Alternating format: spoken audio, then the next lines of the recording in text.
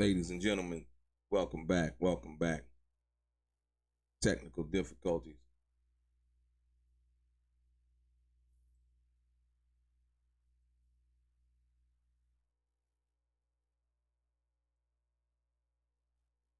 Technical difficulties. Sorry about that, man. Like I said, I got to come back right or I can't come at all. Um,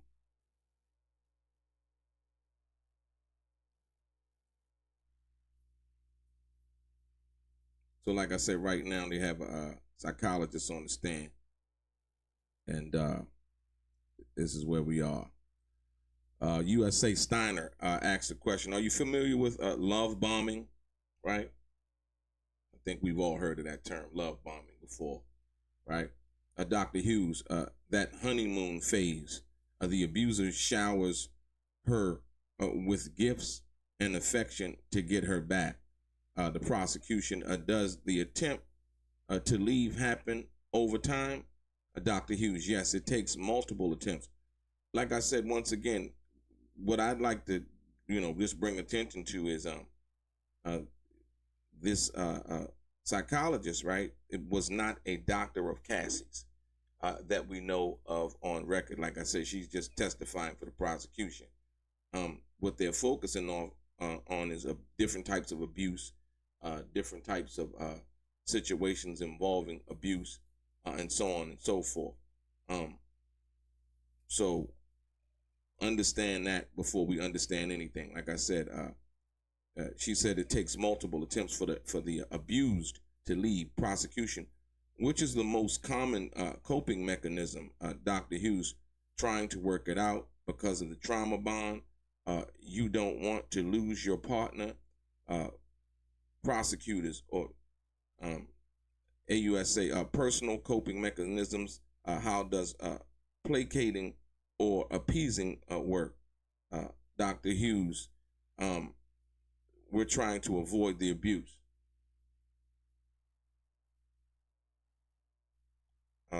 So that's basically what the doctors testified to thus far.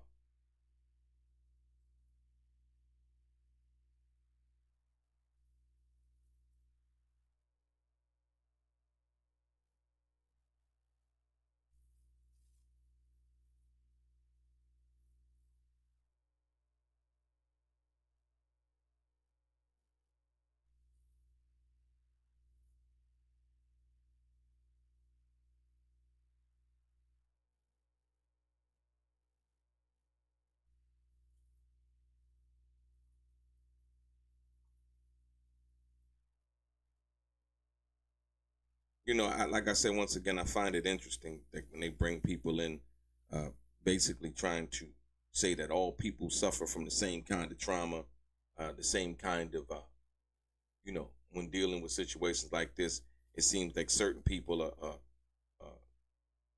they can, pinpoint your trauma and know where it's at. And then with other people, it doesn't seem to work that way. Yeah, we back, Edward Green. Like I said, once again, I appreciate it for everybody for sticking with me. It seemed like somebody always trying to knock me off my pivot. But I'm going to stay steadfast and firm with mine. And we're going to keep on giving you this straight game no matter what happens. Sticky Fingers, Edward Green, Poe the Great, Kane.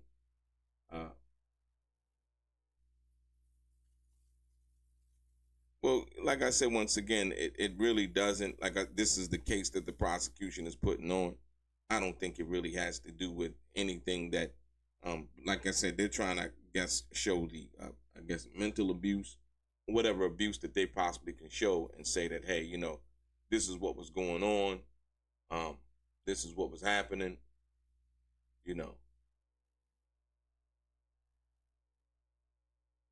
Like I said, but this is where we are. It's just like the agent from the, testifying, like, they had guns in his house. And then, they ended up wrapping it up basically saying, you have guns in your house, right? And they're like, yeah. Like, so this, acting like as if Diddy couldn't have guns in his house, And like these guns were used for some kind of, some kind of,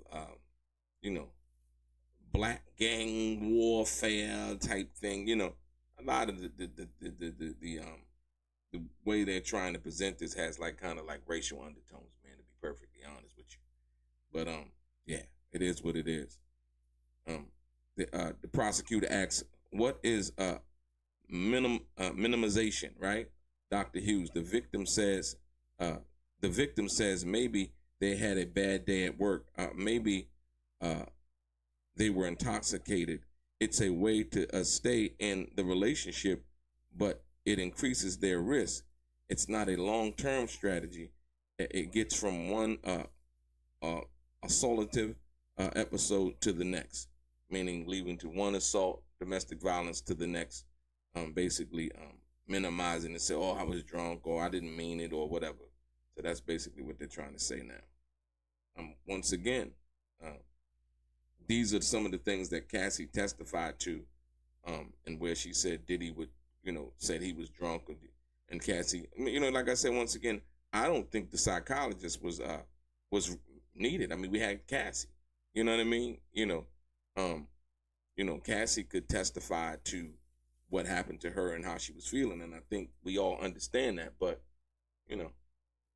this is the prosecution's case. This is how they choose to present their case, and like I said, interestingly enough, this is where we are. I can't wait until the cross-examination, because I think the cross-examination, like I said, they have certain, Diddy has a total right now of 10 lawyers, right? So certain lawyers are going to be dealing with certain witnesses, if you will.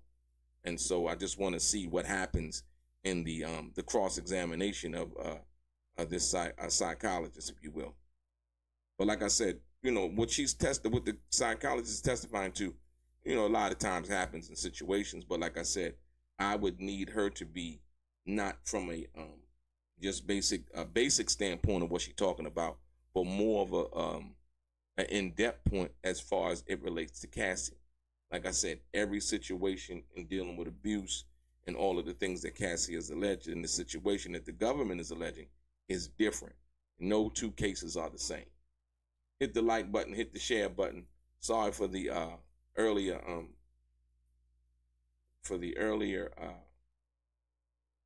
technical difficulties, man. Unfortunately, we can control some things, but we can't control everything.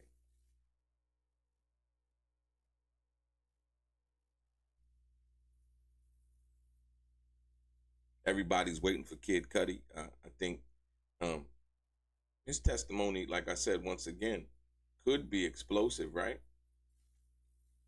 But then again, it couldn't be, based on the fact, like I said, he said they met at, I think, one of the hotels in LA, and, sat down Cassie, Kid Cudi, and Diddy, and they were talking.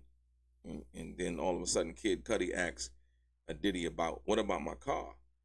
And Diddy, he said, what car? You know what I mean? And then he said Diddy got up and walked away. So that's not an admission of guilt. Like I said, not to say that he didn't have. This is in court. We can have whatever kind of back thoughts and, yeah, Diddy did it or Diddy didn't do it. And I don't know. Like I said, once again, it's one thing to know somebody did something. It's another thing to be able to prove it in court of law. I think a lot of people kind of understate that, right?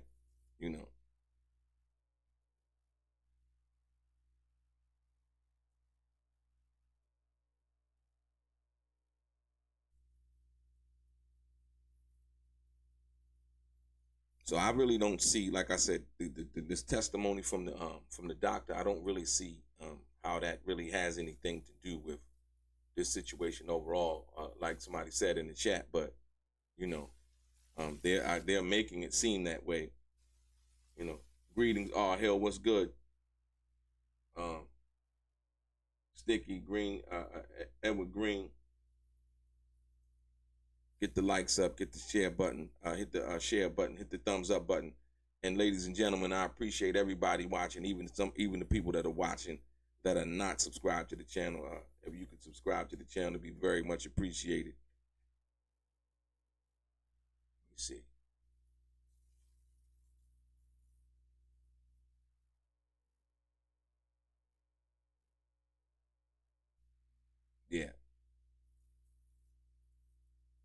So the strategy, like I said, the strategy that they're using right now,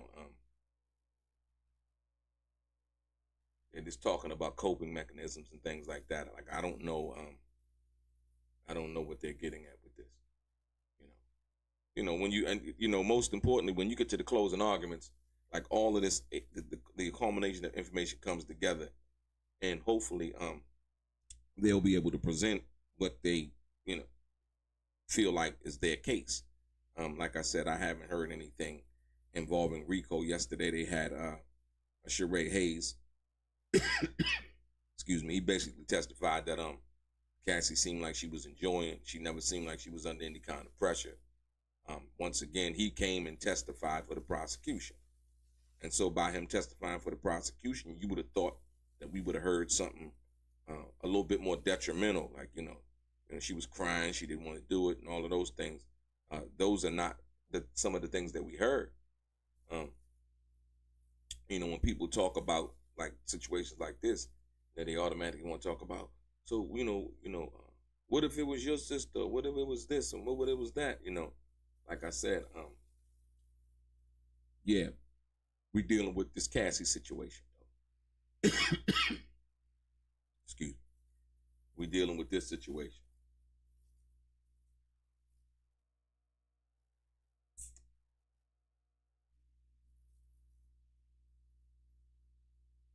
Coping mechanisms, self-defense.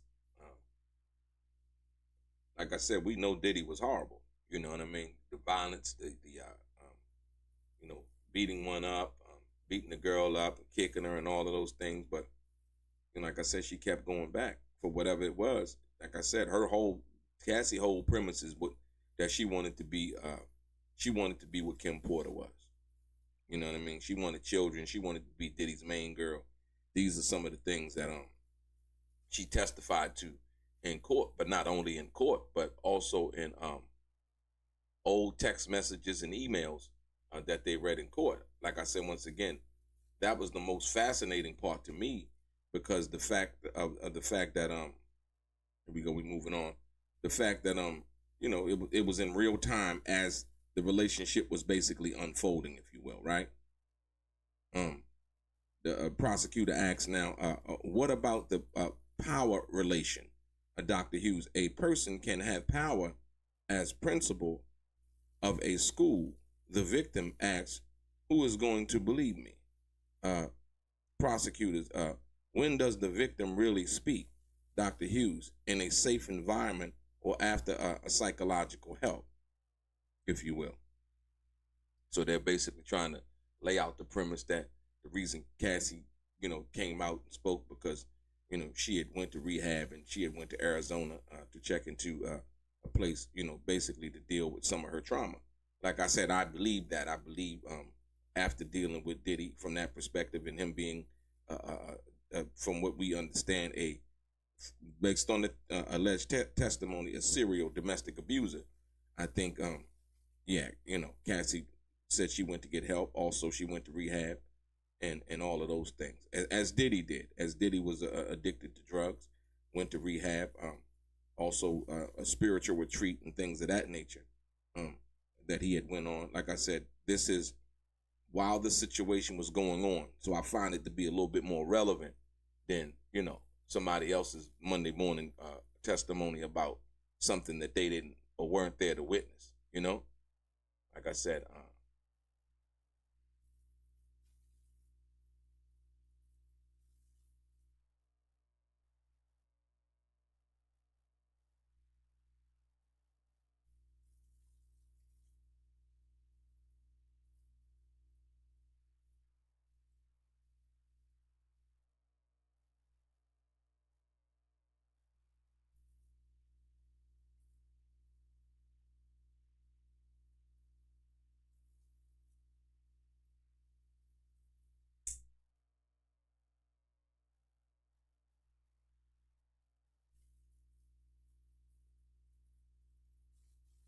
and then, like I said, the financial dependence aspect of this situation,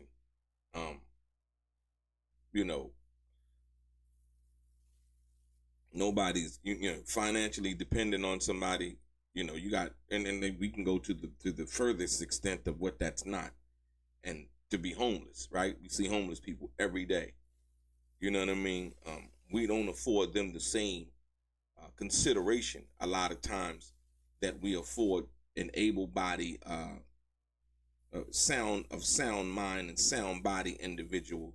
Um, you know, in that same situation, we look at the homeless person. We say, most people do. I wouldn't say everybody, but they look at the homeless person and they say, well, you know, um, they're crazy or whatever they call it, or, and so on and so forth. But he could get a job and all of these things. Like I said, once again, here we are dealing with this Cassie situation, and she's just so financially dependent on this uber millionaire star that she just couldn't, she could do nothing else. You know what I mean? Like I said, she had a relationship with Kid Cudi. She had a relationship with an NFL player. You know what I mean? So when they say trauma and not being able to leave, right, that's just simply not true. Not based on what I'm saying, but based on the prior testimony that we just heard. So it's like they want to, don't, never mind what you just heard. This is what we want you to focus on right now. So disingenuous sometimes, man.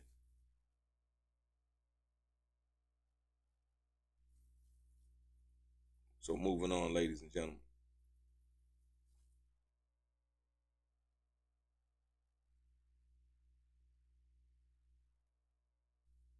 Uh,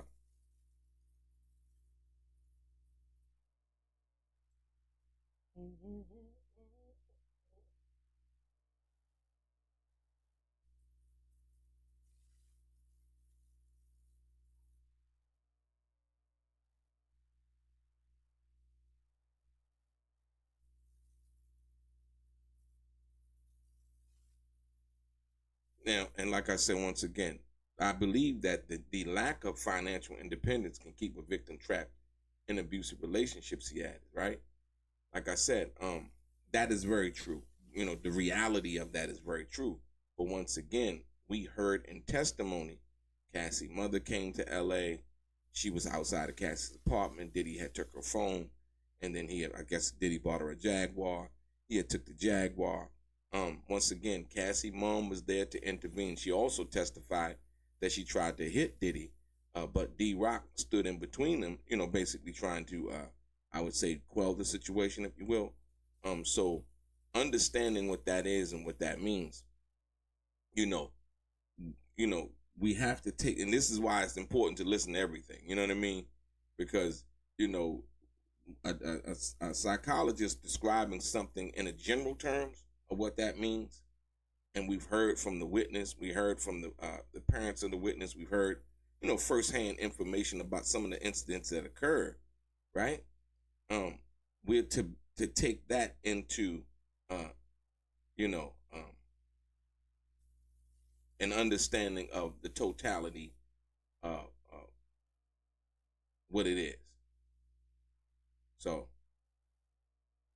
once again, just as a reminder, right? None of this is directly about Cassie. Like I said, this doctor was not she was not a doctor for Cassie. She was not I don't think she gave Cassie a psychological exam or anything like that. I think this particular doctor is just basically coming and talking about the situation involving trauma situations like that. The prosecutor now asks, basically, what type of language do victims use when they first speak of it? Dr. Hughes, they minimize. They are piecemeal, if you will. They remember the chipping paint on the ceiling, the smell of the alcohol on the perpetrator's breath, if you will. So, like I said, once again, this is not talking about Sean P. Diddy Combs, that anything that we know of from that perspective. This is speaking of her basic overall assessment of what she understands abuse victims go through, if you will.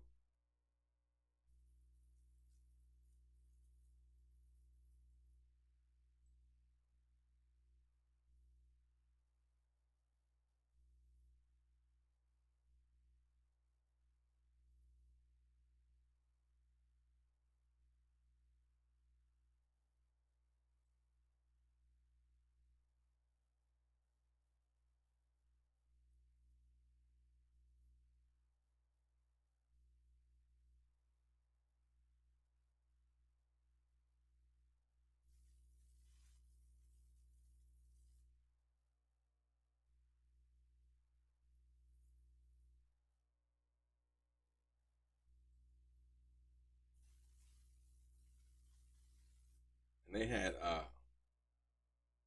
they had Jaguar Wright. He spoke out.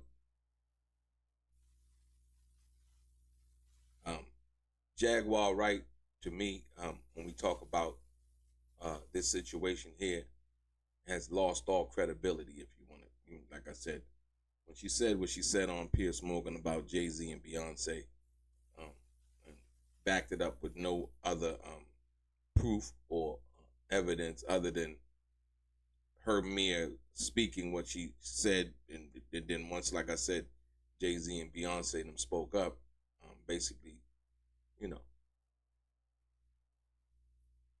Piers Morgan offered an apology, like yesterday, the mainstream news was reporting that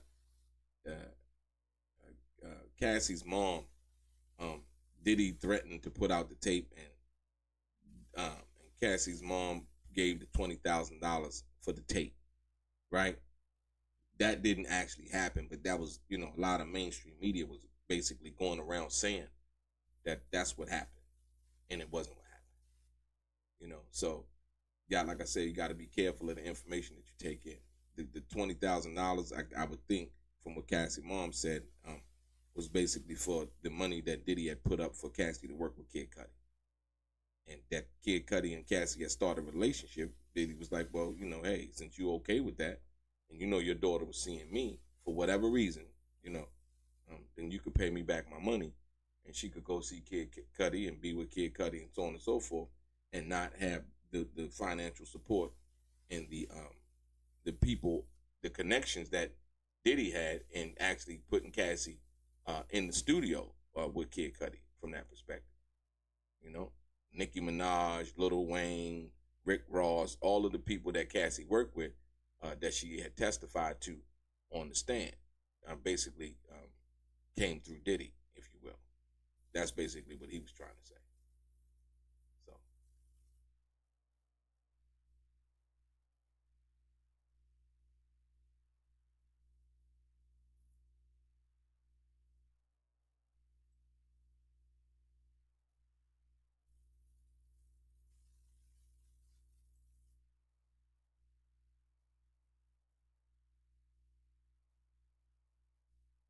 Jennifer D, thank you. I appreciate that. You say, I think Cassie went in there and the Fed said, tell us all the sex crimes, paying prostitutes state to state.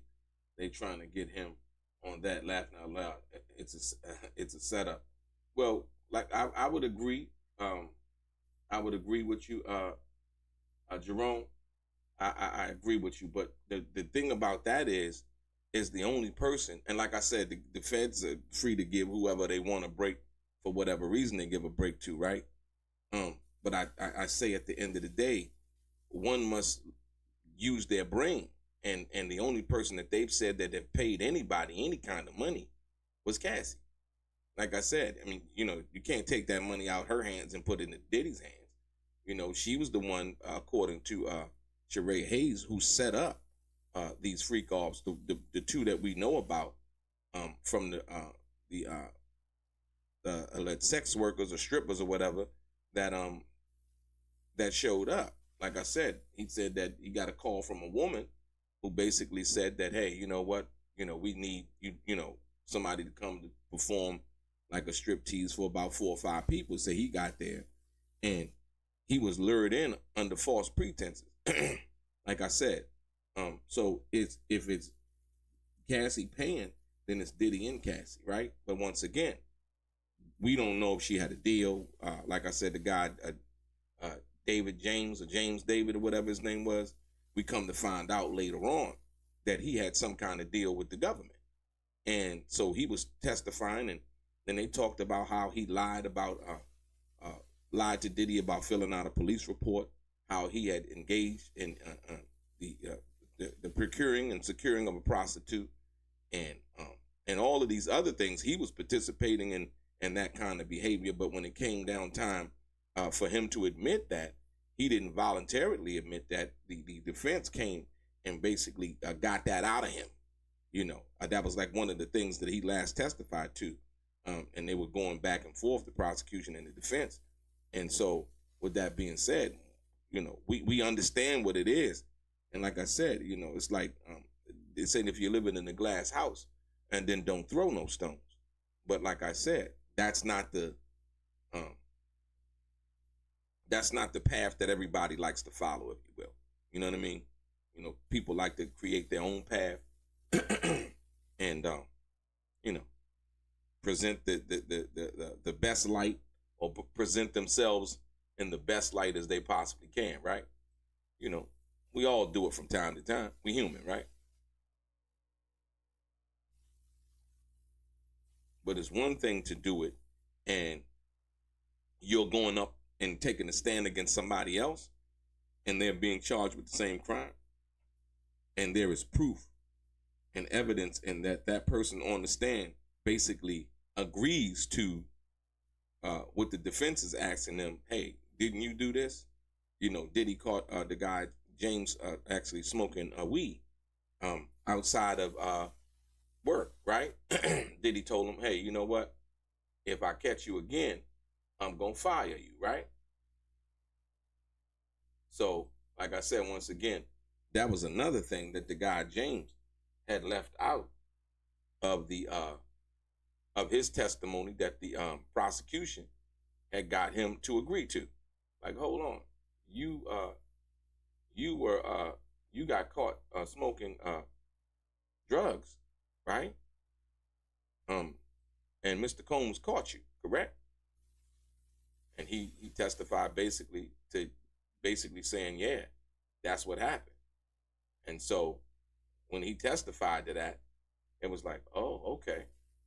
So, all of this testimony that he came to offer, yesterday and the day before, it was like, hold on, you over here, talking about Mr. Combs using drugs and prostitutes and this, that, and the other, when you yourself was taking Molly.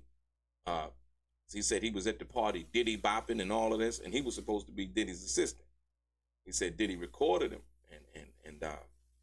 and told him that I'm gonna keep this as some kind of prize or evidence and possibly use it against you to show. And I couldn't see that, but like I said, once again, one should remain professional at all times. You know what I mean? Another thing, he acted as if he was scared during the Suge Knight situation. And when they went over there to approach Suge Knight, this guy who was the assistant was the driver. And, a defense asked him, hey, did you try to talk Mr. Combs out of going over there? He was like, no, Mr. Combs was in the back seat with 3 guns. And it was 3 people in the car. And so, but what he failed to mention was the fact that he had got caught smoking on the job.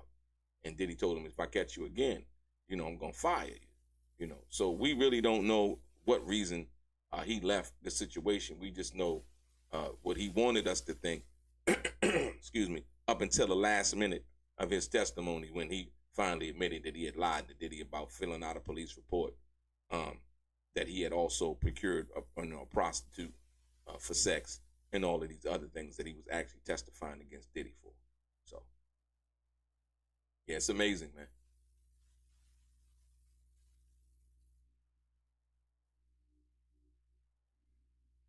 I don't know where they are with this.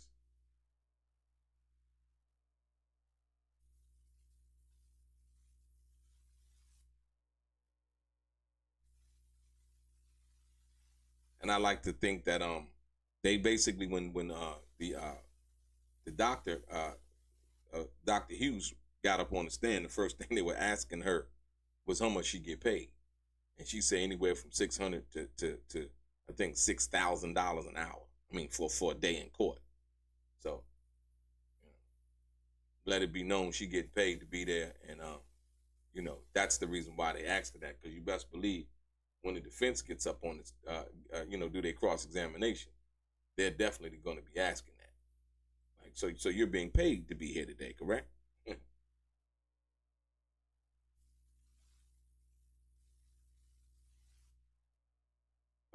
Jerome D, back at you. Jerome D say it's very clear Cassie is an accomplice to the crimes. This was a setup. She has immunity. It's just the abuse she received that victimized her to emotional viewers. Yeah, I mean, like I said, I wouldn't say it's a setup. I wouldn't say it's a setup at all. I mean, Diddy did, we've seen the Intercontinental tape. He did do what he did. So, that part, he can't get away from. But like I said, he should have been prosecuted for that a long time ago. You know what I mean? This is not what this is about. This is about a racketeering and corrupt organizations case involving sex trafficking, coercion, bribery, and a host of other charges, right? And so far, from what I've heard, like I said, everybody has a different interpretation of what it is that they're hearing and they're listening to.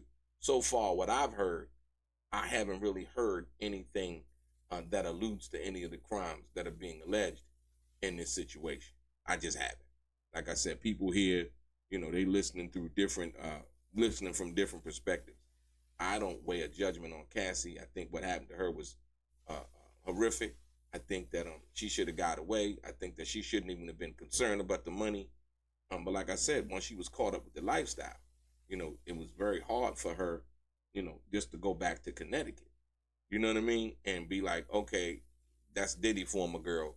She back here now with us and, living a regular lifestyle. Like I said, my thing was, if it wasn't working, then leave. You know what I mean?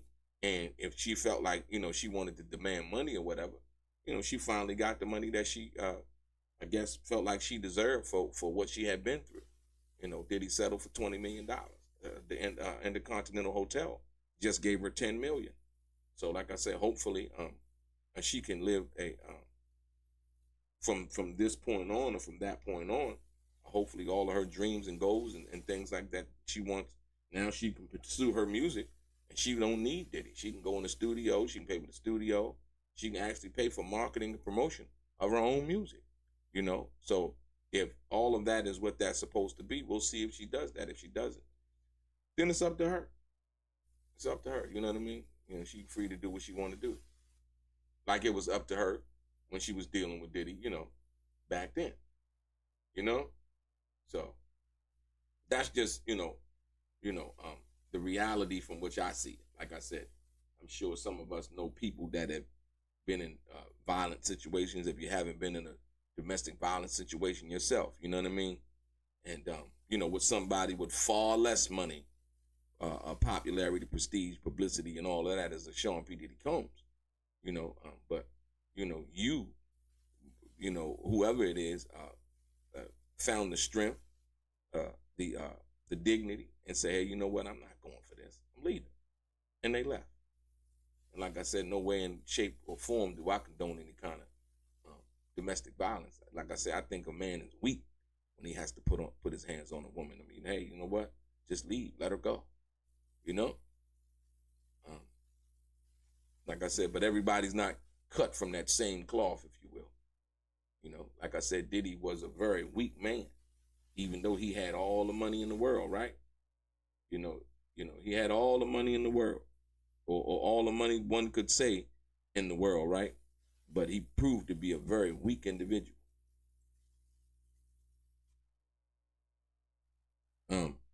They had a sidebar, right? Then cross-examination, it will be by Jonathan Bach, Alexandra Shapiro's husband, only recently brought on to Combs' 10th as 10th lawyer. So Jonathan Bach is a great attorney. Basically, they're about to do cross-examination. They had a sidebar, and then cross-examination be done by Jonathan Bach. Now, this is what you know what I mean? And I think he probably was brought on specifically, like I said, specifically to deal with the cross-examination of Dr. Hughes, if you will. Mr. Bach, basically, your clients, you observe them closely, their cognitive style. Dr. Hughes says yes. Now we're into the cross-examination, ladies and gentlemen. Okay, let's go.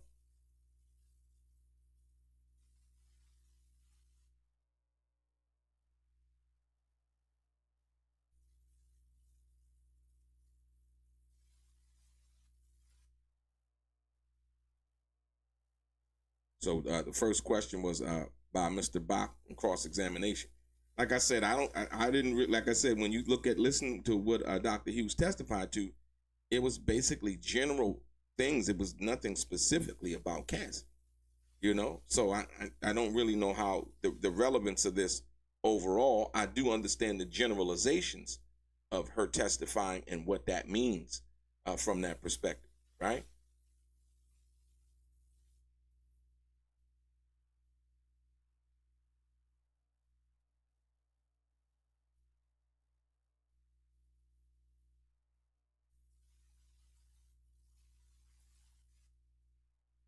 Moving on.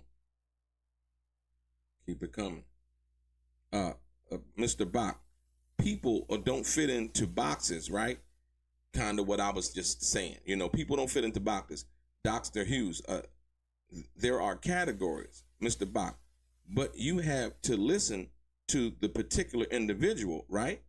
Dr. Hughes, I'm not divorced from my training. I don't know what that means. And I think what the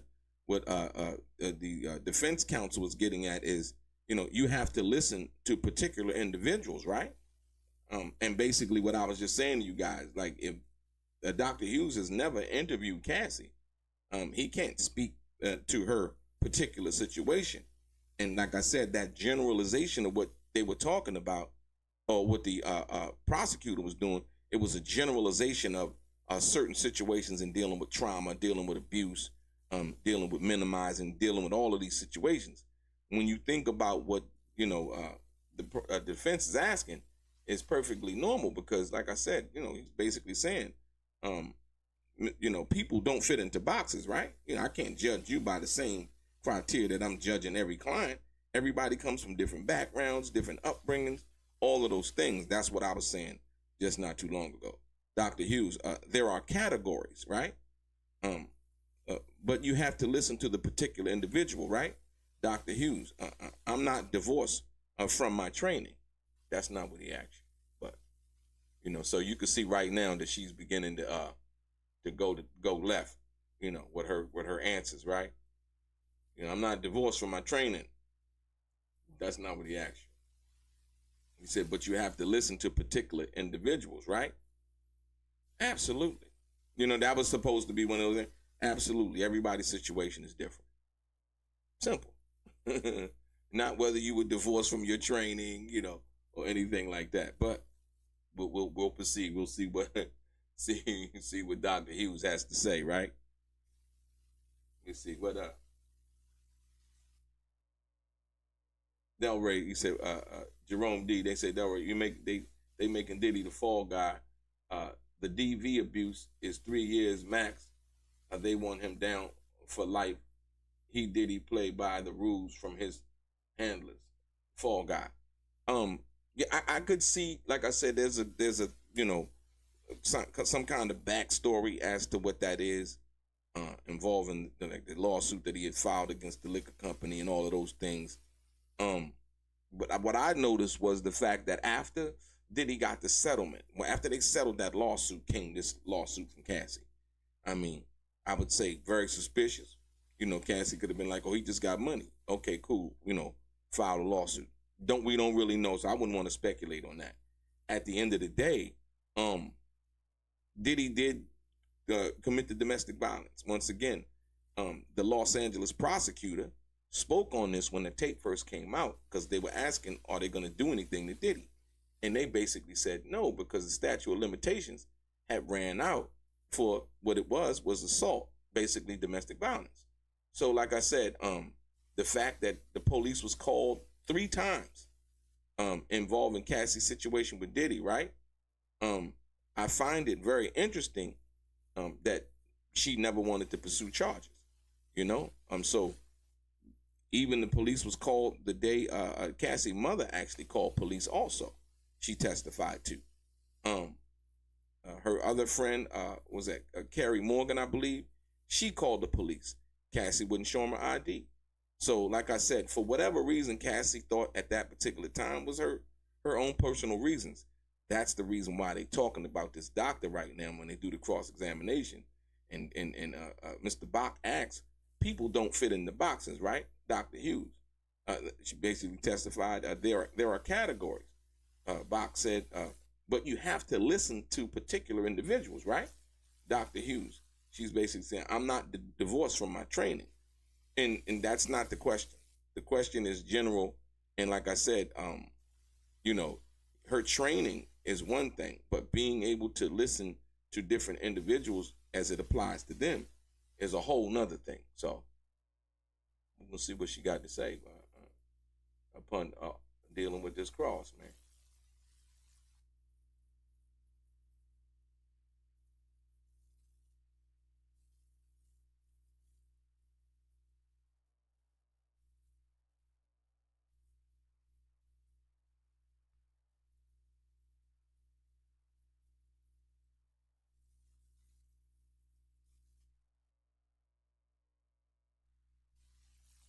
Hit the like button, hit the share button, ladies and gentlemen. If you have not subscribed to the channel yet, please do. We appreciate you. Like I said, you could be anywhere. You chose to be here listening and we having a conversation. You know what I mean? So we go back in the chat. What we talking about?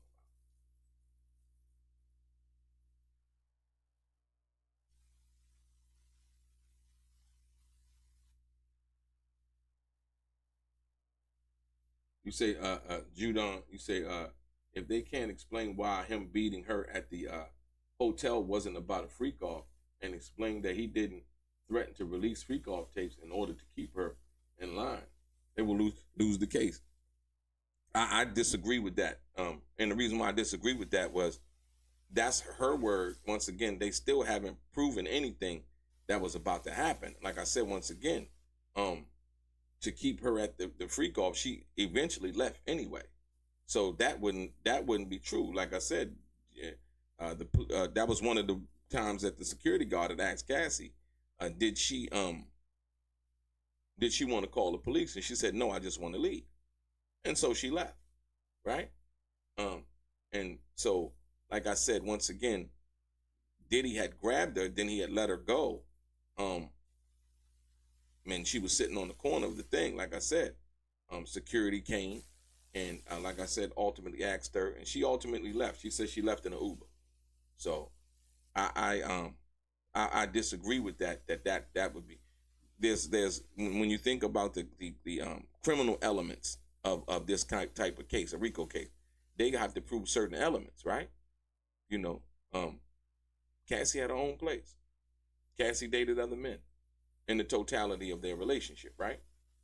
So I can't really see, as to, what they were trying to allude to, that, they've stated any kind of criminal element in regards to what that means. Like I said, they talk about a lot of drug use, Diddy in rehab, Cassie, going to rehab, going to counseling, going to all of that. And like I said, once again, the toxicity of their relationship is on full display. You know what I mean? But like I said, domestic violence is domestic violence, and Diddy is guilty of that. But I think, like I said, with the cross-examination of Dr. Hughes, I think they're trying to point out the fact that Dr. Hughes did not examine Cassie. Cassie was not one of her clients. So when she comes and she testifies from a general sense, and not from a personal relationship or dealing with Cassie as a client, right?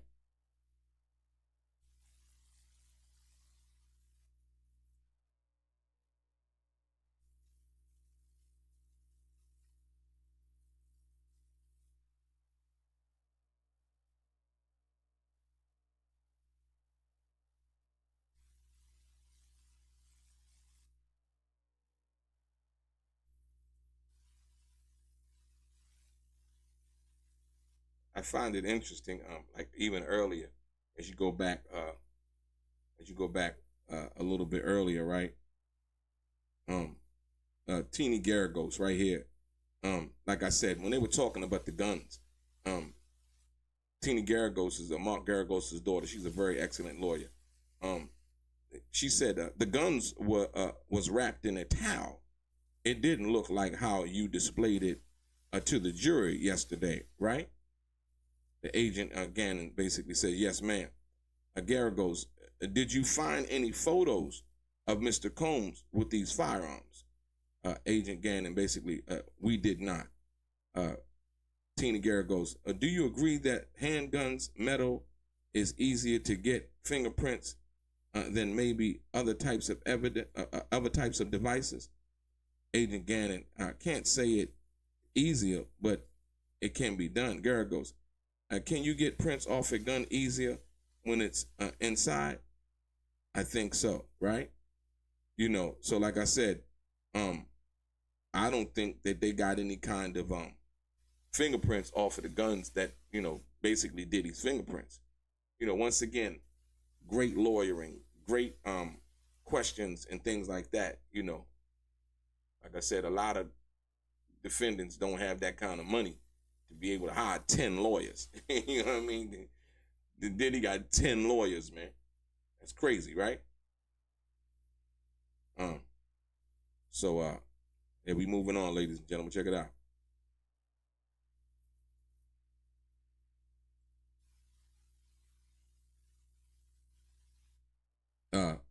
Mr. Bach, when you do forensic work, you want a lot of sources of information, right?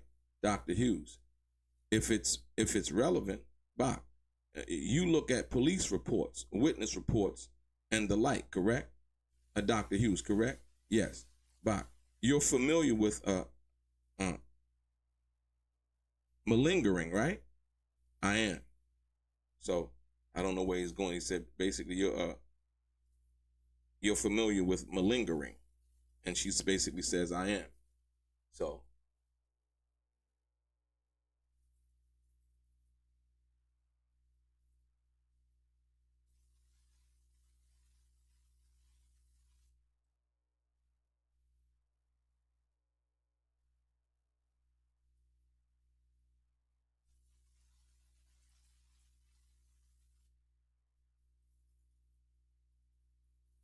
I don't know, Kathy Rose. I don't even know. Like I said, once again, you know, we're not in charge of the process, but the fact that you didn't get a notification speaks volumes to me. So, like I said, we can't even question why. Thank you for coming over. Appreciate you. And you're here now. You know what I mean? Most importantly. The Dr. Hughes, she's a psychologist testifying for the prosecution. And right now she's being cross-examined by Diddy's attorney, Mr. Bach.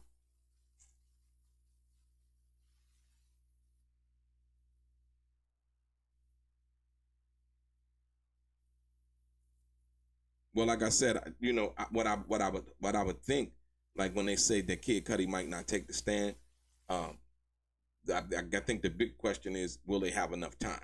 You know what I mean? Because I think, you know, the prosecution probably would think that Kid Cudi is a pivotal part in what they're trying to present in this case. Like I said, even though they haven't proved anything in regards to blowing up the car, you know, Cassie said that that's what Diddy said he was going to do. And so, you know, basically is who do you believe? But yeah.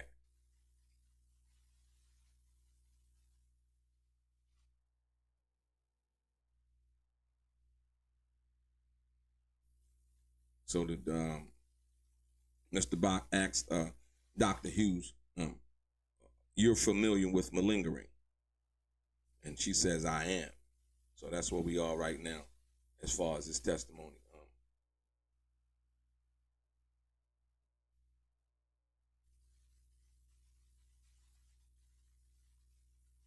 You know, let me take you back to this because I think this is interesting from earlier, right? I think this is interesting. And because the prosecution basically tried to overrule, got overruled, should I say. When you look right here, it said Combs, Tina Garagos asked the agent, Tina Garagos, said, do you agree that handguns, no, not that part, the one down here. Okay, here we go. You said Tina Garagos at HSI had Mr. Combs' DNA, right? I don't know. So she was asking earlier, did the agents have Mr. Combs' DNA? The agent says, I don't know. Garagos, when he was arrested, the government took DNA swab, right? I don't know. Garagos, hold up. The Gucci bag, right? After sidebar, Tina Garagos comes back and she says, uh, in planning the search, you knew that none of the targets of the investigation would be there. The prosecution says objection. The judge overruled, right? Because they know what, them guns couldn't have been Diddy's. The guns could have been planted, right? Right? And so once again, they saying the DNA was his handprints on the gun. So, this is once again great lawyering, right? Overruled the agent. The plan was to have him not there, but we have had contingencies. Tina Garagos, you found 6 people and kept them in handcuffs for an hour. Agent Gannon, no ma'am.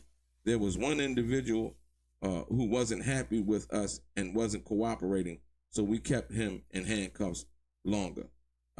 Garagos, because he wasn't happy with the cuffs? This is interesting, man. Like, I think that was Stevie J. Stevie J was at the house. I think he testified on Vlad or one of the shows that he was at the house and when they came in, and he wasn't happy about the situation from that perspective.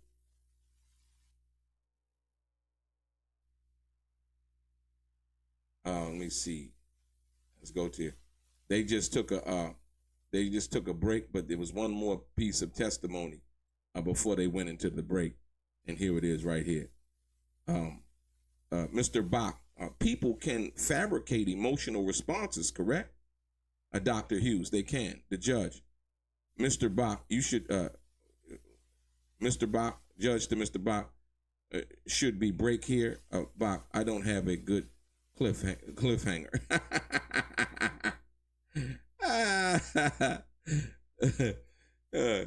That's funny. So the judge asks, the judge basically told Diddy's attorney, you think that we should take a break here. You know what I mean? You think we should take a break here? And Mr. Bach told the judge, I don't have a good cliffhanger. Like, one of those last things to say before they go to a break, right? And then so they're on the break. Basically for lunch, ladies and gentlemen. So like I said, we're gonna be back with the gavel to gavel coverage, man. Like I said, I appreciate each and every one of you guys. Like I said, yeah, your boy DELRAY. We straight gaming all day long, and like I said, once again, we're definitely gonna be back.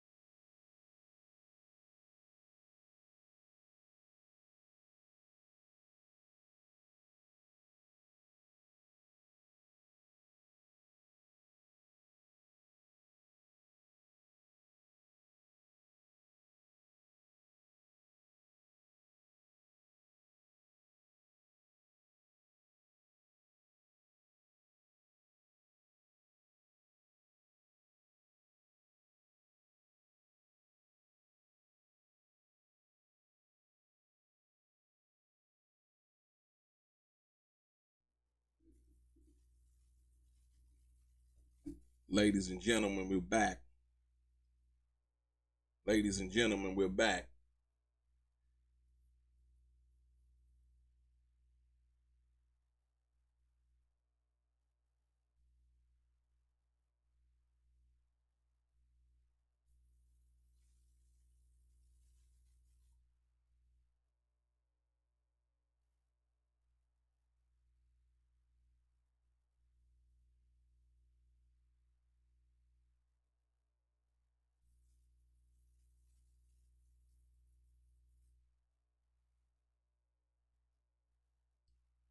Court gonna be back in session, but we back bringing you up on for the people who just came in a little bit later than everybody else, right? Talking about the forensic psychologist Hughes returned to the witness stand, basically to continue her testimony. We're back, ladies and gentlemen. We're back.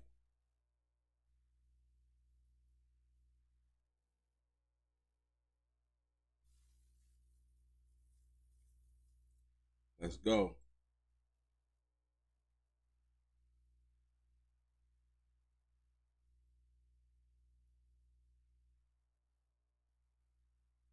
Uh, uh, the prosecution, ladies and gentlemen. Like I said, we're back. The prosecution basically asked, Your Honor, we emailed you and the exhibit over the break. Combs, Ignofalo, we object to this. It as hearsay. The statement, thank you, think I feel you, said, what is it? Hold on. Combs, Ignofalo, we object to this hearsay. The statement, think I feel you from Mr. Combs is ambiguous. He could be saying thanks for the advice. Yeah, that is. Like, you know how we say, yo, thanks, I feel you. You know what I mean? That is ambiguous. That's ambiguous. Like you feel somebody, you don't necessarily agree with them, right? But you feel what they're saying. Now, I feel what you're saying, you know what I mean? But you don't necessarily agree with them. So that is ambiguous. The judge basically said, we'll pick it up after Dr. Hughes. Please get her back on the stand. Witnesses entering Mr. Bach. Basically, you are with the American Psychological Association, which says you should only render an opinion after an examination, right? Where? Oh, they ready to get into it, ladies and gentlemen. Yeah, they ready to get into it. They ready to get into it. You know, he said, you should only render an opinion after an examination, correct? Like I told you before, what I was telling you guys earlier, the fact that this particular doctor did not have Cassie as a patient is very troublesome, right? But like I said, if a person, is not really focused on that, but the lawyers definitely they're gonna focus on it. You know what I mean?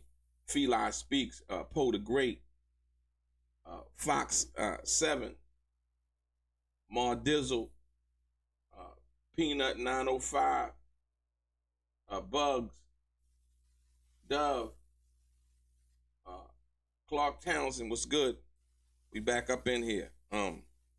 So yeah, like I said, very interesting, ladies and gentlemen. So the Diddy's lawyer is asking the doctor, right?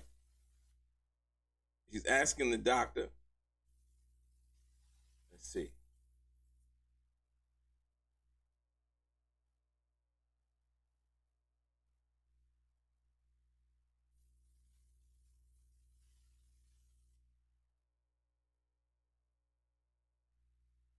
The doctor, what he said, you are with the American Psychological Association, which says you should only render an opinion after an examination, right?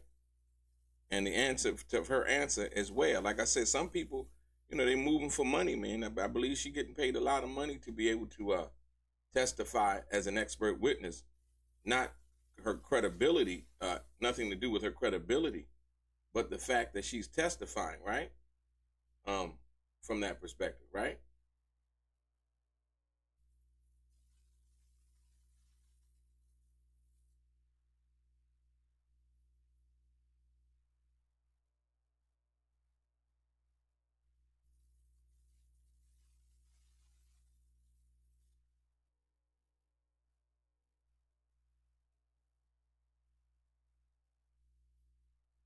Here we go, ladies and gentlemen. We're moving forward.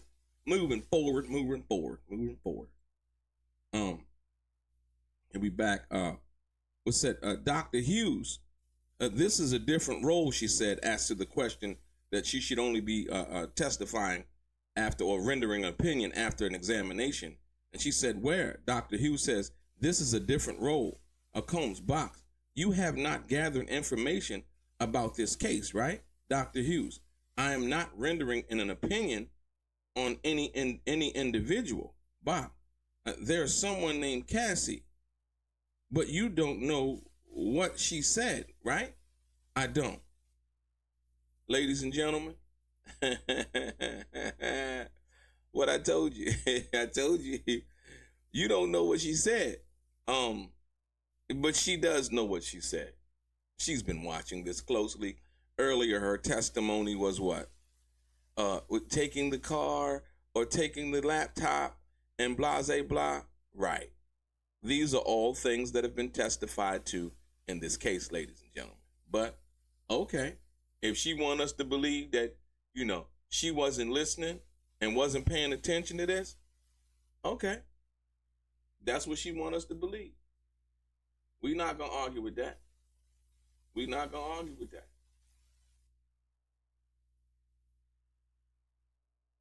No, Kid Cudi didn't testify yet. Anna.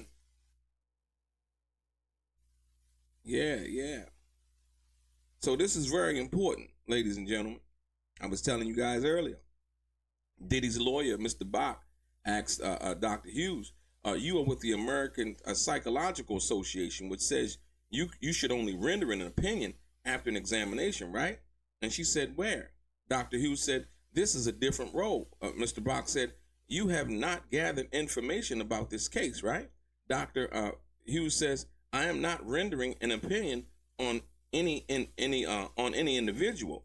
Bach, there is someone named Cassie, but you don't know what she said, right? Dr. Hughes, right, I don't. She basically agreed. Okay. So what is she testifying to?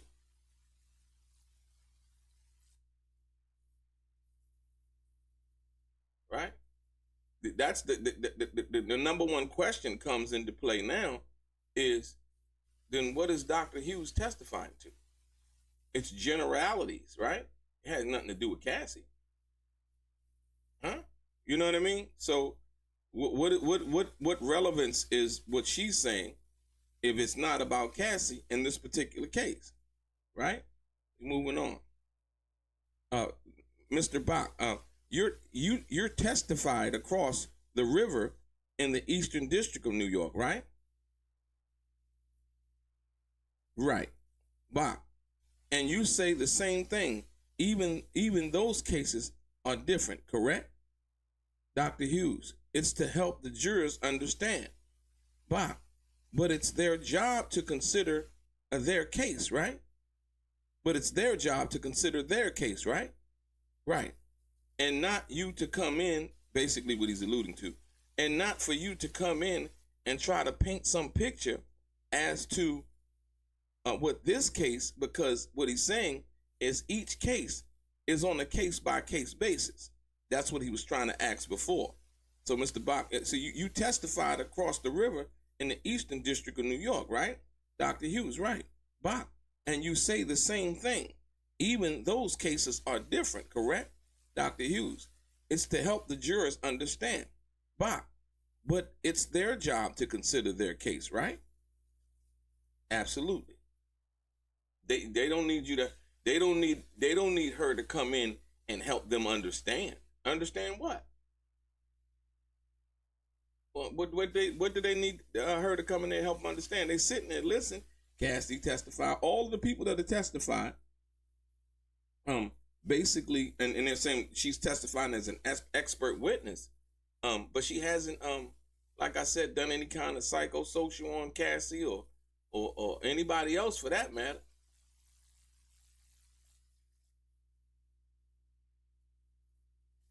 That's crazy.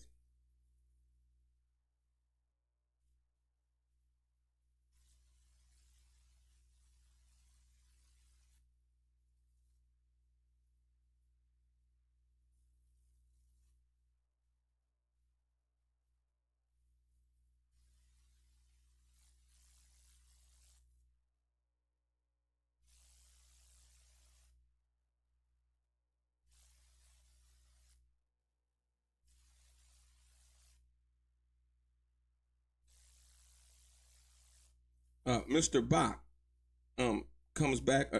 You don't publish data on the patients you have evaluated, do you? Dr. Hughes, it's confidential. What I was telling you guys earlier, there's a confidentiality, privacy, whatever you want to call it, about. So I can't cross-check your experience, the basis of what you are saying, correct? I told you they brought Mr. Bach in to basically go at her from that perspective. Wow. Yeah, he's doing a great job so far. Like I said, once again, here we go. Mm-hmm.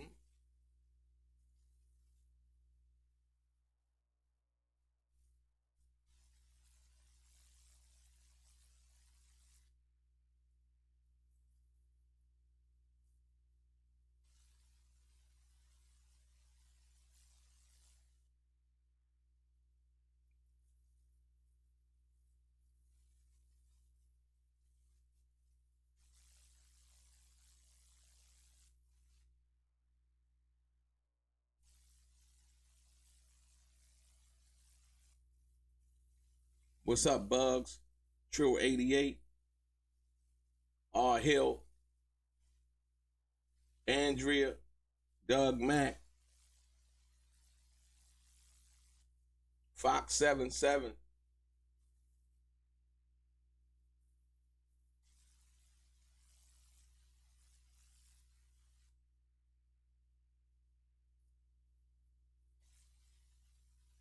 Shout out to Inner City Press.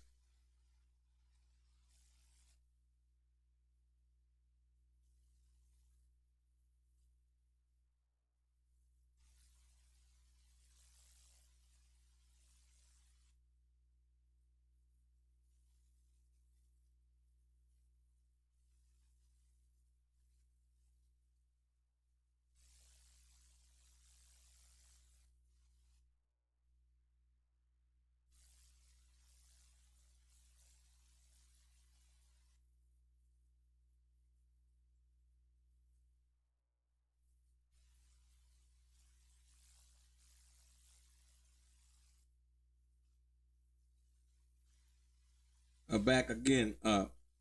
Basically, Mr. Bach saying cross-examining Dr. Hughes. Mr. Bach says people might go to a civil lawyer to make a little money, right? The prosecution says objection. The judge, let's move on. Bach, in civil litigation, you might look for your malingering, right? You might look for malingering, correct?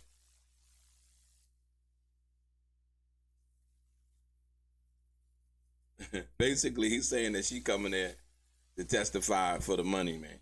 That's what he's trying to get at. He's saying that the doctor, because I think she get paid anywhere from $600 a day to $6,000 a day, and I think this might be one of those $6,000 days. You know what I mean? So basically, his lawyer, when you go back to the top, he said, Combs, you don't publish data on your patients you have evaluated, do you? Dr. Hughes basically said it's confidential, Bach. So I can't cross-check your experience, the basis of what you are saying, correct? She didn't. I don't think she answered that, right? Combs, Bach, people might go to a civil lawyer to make a little money, right? The prosecution, objection, the judge. Let's move on. Bach, in civil litigation, you might look for malingering, right? It's funny.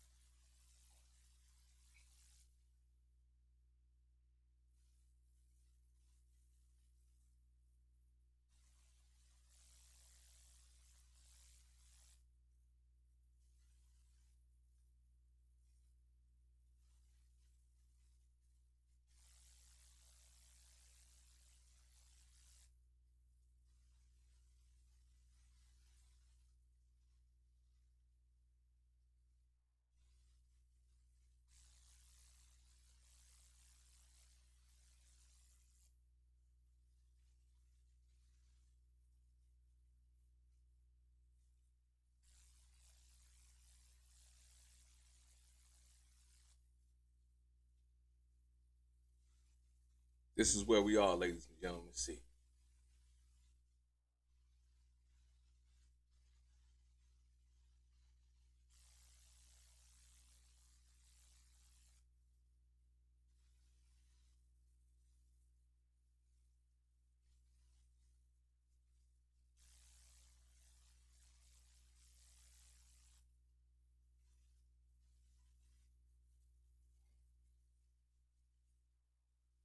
Yeah, this is crazy. Like I said once again, I really don't. Like I said once again, really don't see the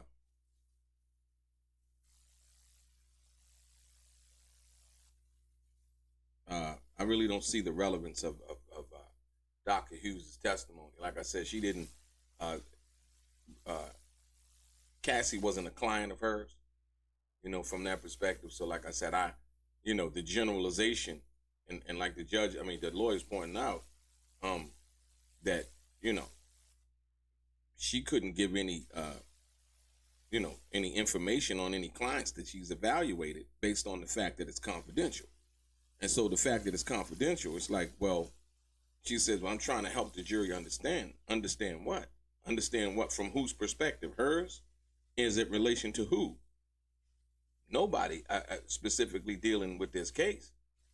As we can see, what with the line of questioning coming from the lawyer, Mr. Bach, right? Yeah, so.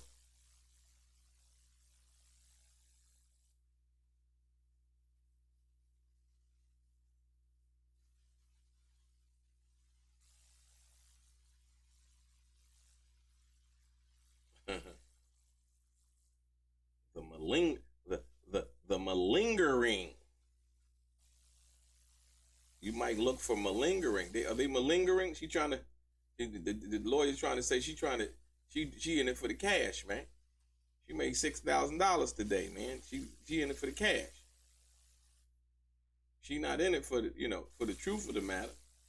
She came in, whatever side was paying her, that's the side that she was going with. Is what Diddy's attorneys are basically saying.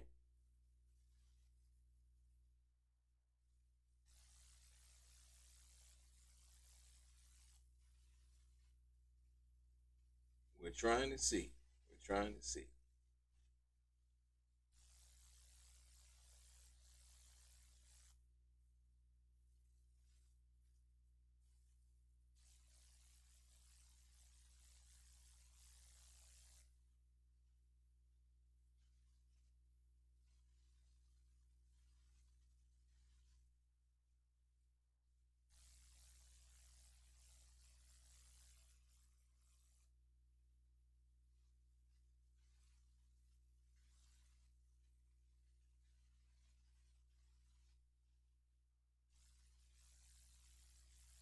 Yeah.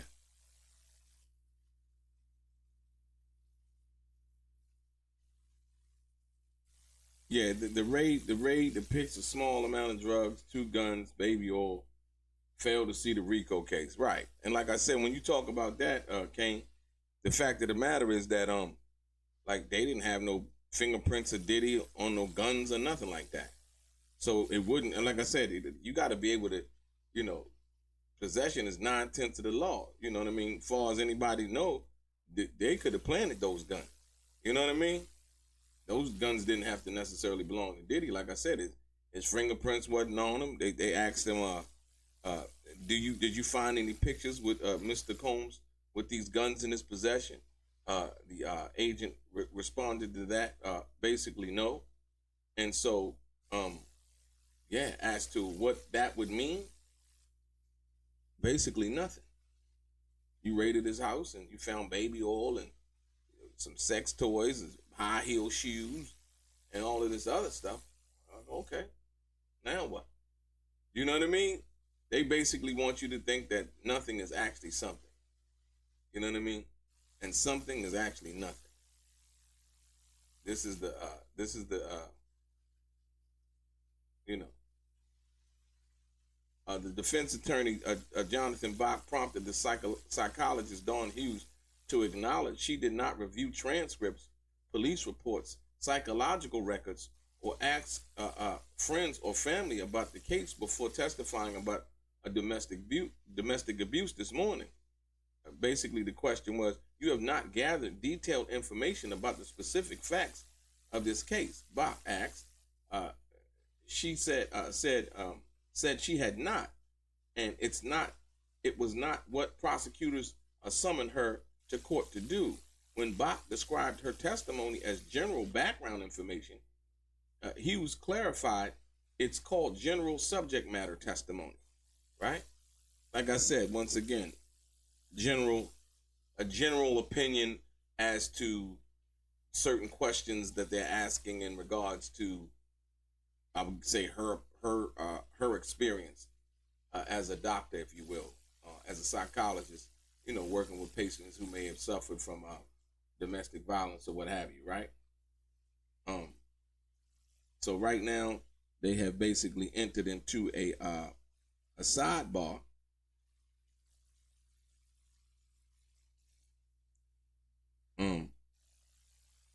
Right here, Combs, people might do civil law, but the malingering Combs, Bach, you gave a webinar about giving expert witness testimony, right? Dr. Hughes, yes, for battered women. Bach, let me show you DX judge, sidebar. See, look, I told you, man, they did their homework. Diddy lawyers, they did their homework, Like I said, basically asking her now, you gave a webinar about giving expert witness testimony, right? Dr. Hughes, yes, for battered women. Bob, let me show you DX. And so the judge is called now for a sidebar. Wondering where Mr. Bach is going with this cross-examination.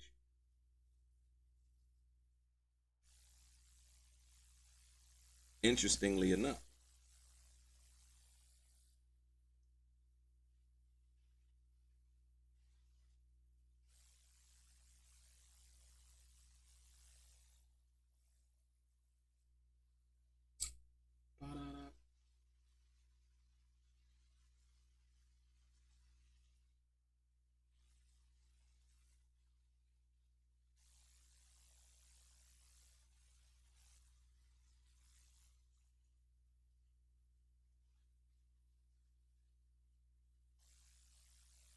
Yeah, absolutely. They got to prove possession.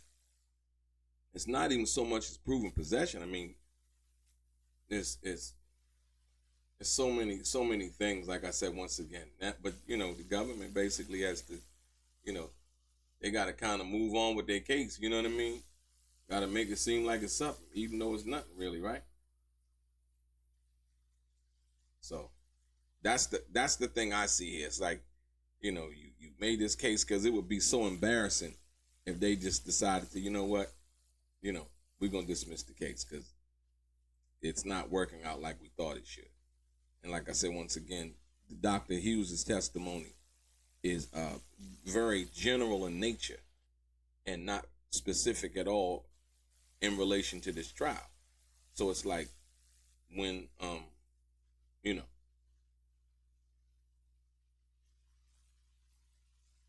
they say during the exhibit, I want to show you this.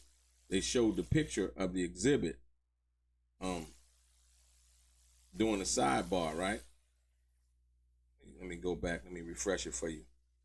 Give you the picture of this exhibit they showed with the Astroglide and the baby oil. Right? There y'all go. Government exhibit 1B261. And here they show the baby oil and the Astroglide.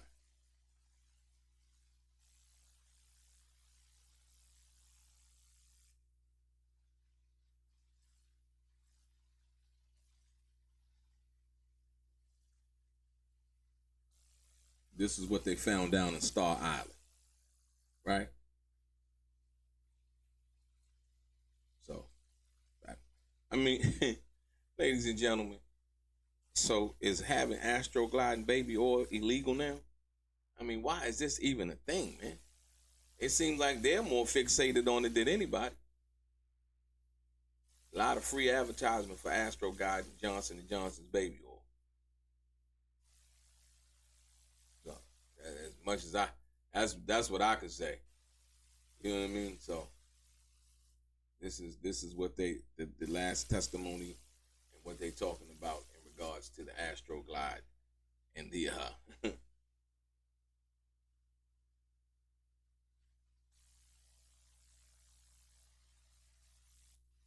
yeah, that's what it seemed like, Mo Better.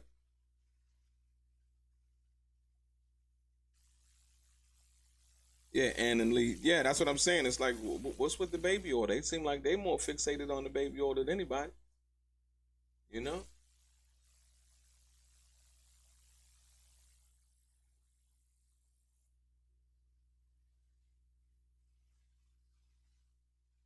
Yeah. It seemed like they more fixated on the baby oil than anybody, man. So they're malingering on the baby oil.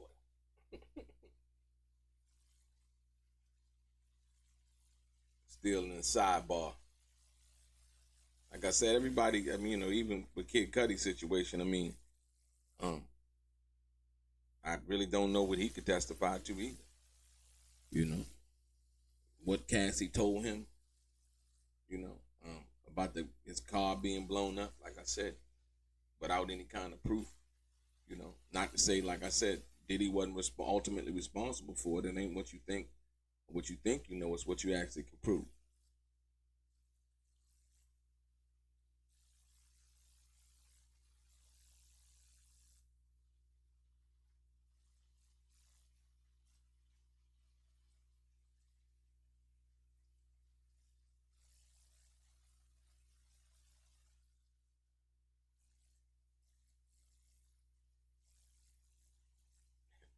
I can't believe, like, with I'm just thinking to myself, at the Astroglide and the baby, all right.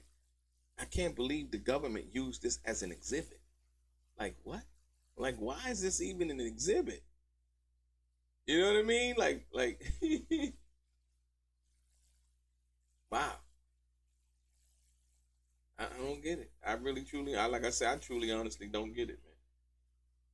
Hit the like button, man. Hit the share button if you have not subscribed to the channel. Please do. Mark Anafalo spoke about the ongoing sex trafficking trial outside of court today. It's a long trial, and we're just getting started. Anafalo told Fox News, CB Cotton, on Wednesday morning, and we have a lot of witnesses to go. We have a lot of weeks to go, and as the summer gets hotter, I'm sure so will the trial. Diddy, right, basically. So that's what Diddy's lawyer said. More celebrities are expected. More celebrities are expected to take the stand. The jury already heard from Danity Kane star singer Dawn Ricard. Kid Cudi should testify. They say Kid Cudi gonna testify tomorrow. He's not. I think they probably want to, get him for a whole day. We already passed lunch, right? So that's Mark Anafalo said. Diddy's lawyer said that Kid Cudi probably is going to testify tomorrow from that perspective. So we'll see what happens. They might probably call somebody else before they call him. It's one of those days. I don't know. It seemed like to me, man, like they playing to TV and playing to the media, with certain stuff, man. Yeah, we back. We got the new testimony, and check it out.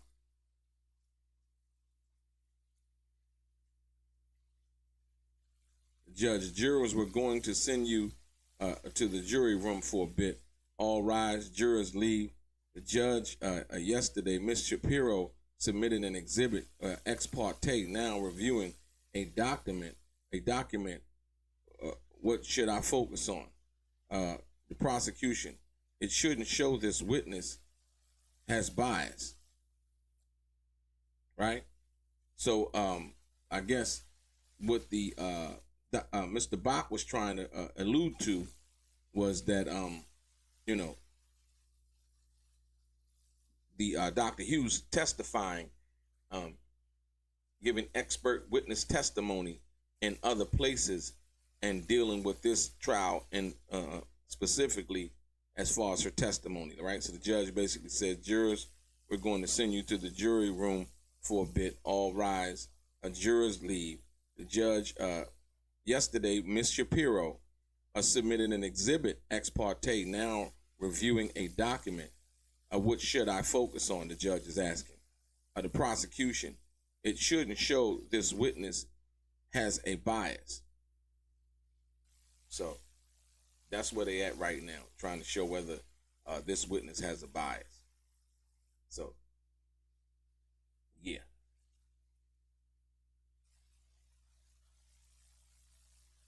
So, yeah, but they're saying that Kid Cudi won't be testifying today, that Kid Cudi will possibly be testifying tomorrow.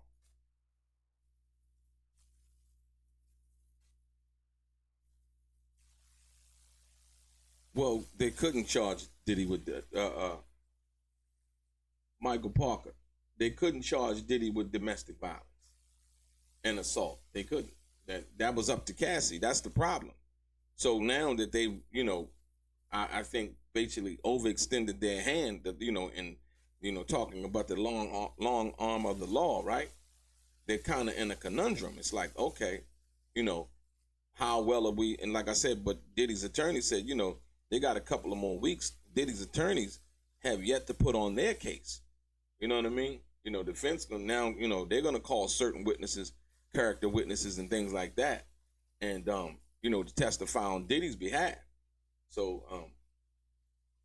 you said, can they at this stage try and sneak additional charges in, or only if offering a plea, is my guess.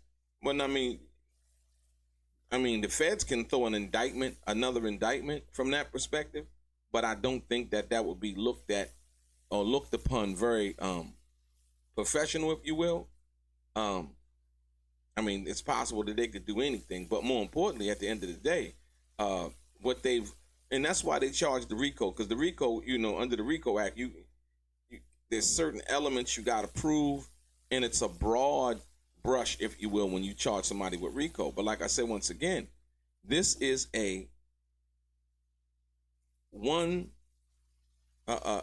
defendant RICO case, and that doesn't bode well for anybody. Like I said, I'm just curious as to the other witnesses they're gonna call, because at this particular time they haven't proven anything as of yet. They haven't proven any kind of criminal intent. They showed pictures of guns down from his Star Island house and all of that. And at the end of the day, the Astro Glide, as you see the pictures right here before the judge, basically dismissed the jurors while they go over exhibits. You can see clearly that there is a nothing burger here when they have to show baby oil and Astro Glide as an exhibit. Like, if you went into, any of these people's houses and they might have whatever they have in their house, does that become part of some kind of criminal trial, criminal organization? Like I said, they're talking about where was the money being made that Diddy was making in regards to running this criminal organization.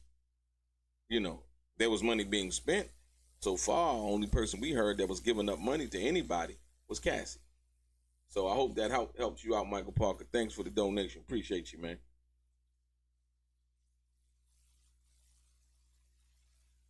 But nah, to try to launch more charges, it wouldn't be looked upon, because that would tell you that what they have now, they don't believe that it'll work, so they're trying to throw anything against the wall to basically see if it'll stick. That's basically what that says, if they were to try to charge with anything else. But at this particular point, we just waiting on the criminal intent. They had this doctor up there, and what they're trying to show is that she's not very credible as it pertains to this case here. So yeah, we're gonna see what they come up with, man.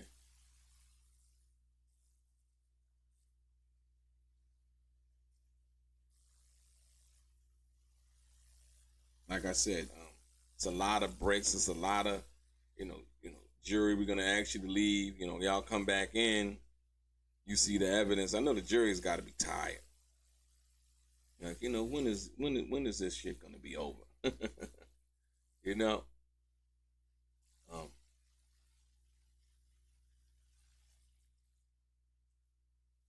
So like I said, Miss Shapiro, who basically submitted an exhibit ex parte, um, basically now reviewing a document. What should I focus on? The judge is asking, and the prosecution basically saying it shouldn't show this witness has bias, right?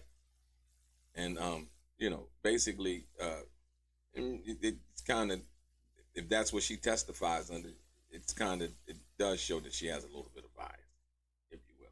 So, but you know,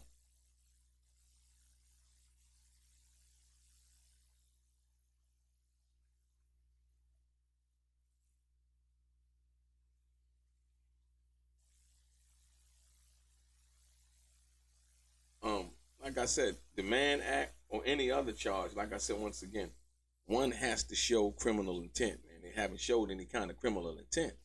Where's the money being made? You know what I mean? You know, you go look at a standard racketeering and corrupt organizations case, and then you can kind of get a feel as to how they need to link it up. They haven't linked anything up. Only thing they've talked about so far is Diddy's sex life. That's not criminal. Pictures of baby oil and Astroglide. That's not criminal. Domestic violence is a criminal act. But as it stands, the statute of limitations on that video from the Intercontinental Hotel has expired, right? So what are we really talking about here? They say coercion. How? Cassie had her own apartment, own car, and like I said, they were getting to domestic situations. But that doesn't speak to the bigger level of charges that they've basically brought down, which is a racketeering and corrupt organization. They're basically saying that Bad Boy and all of these other things were started to run some kind of criminal organization dealing with women. We know that's false. We know Biggie. We know Faith Evans. We know 112. We know the Locks. We know Black Rob. We know Mace. We know they all came from, under the Bad Boy umbrella. So for the government to be saying things like that, it's like, it doesn't make any sense.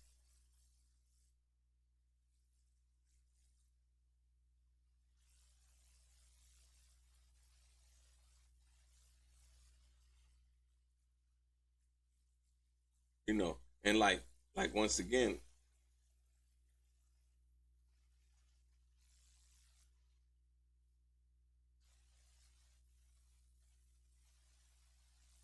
okay, so basically, let's go. We're gonna move ahead. Check this out. So they were basically looking at the exhibit, and the judge says the judge, she can be shown. So basically, Mr. Bach wanted to show us something. Judge says she can be shown the document about training domestic violence advocates and asks if she remembers, but I won't admit it as evidence until she denied it and it becomes a prior inconsistent statement, right? Okay, so we'll see what happens with this. So hope y'all understand that. The judge said she can be shown the document, right, about training domestic violence advocates, right, and asks if she remembers, but he won't admit it as evidence until she denied it and it becomes a prior inconsistent statement.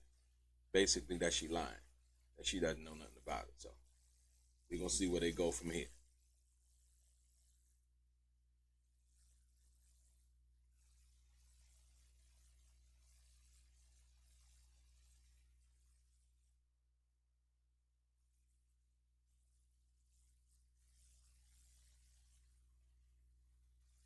Absolutely, Mo Better. Country 87. Annan, what's good? Michael Parker, what's good? Mar Dizzle, what's good? You said Punisher, not the publisher. Well, like I said, the dude that was named the Punisher, he didn't really. If you want to ask me, he didn't really come in and help the prosecution with their case. He did more for the defense, right? For what they were trying to basically point out. You know, when you think about it, right? When you think about it, he did more for the defense than he did for the prosecution. He said Cassie was enjoying it. He didn't get any indication that she felt uncomfortable. Diddy was like the director, and they were like actors, is what he testified to. Wasn't like somebody was being, forced to do anything that they didn't want to do. In fact, the first time, Cassie, after going back into a room with Diddy, after her and the Punisher dude had, got the party started, if you wanted, for lack of a better term, Diddy and Cassie went back into a room. He said for about 15 minutes. And Cassie came back out to him and asked him, did he want to finish, with her, right? And the Punisher dude said no. So, like I said, it couldn't have been all of that. Like I said, you know what I mean? When you think about the big picture, it couldn't have been all of that. But hey, they trying to get us to think otherwise, man.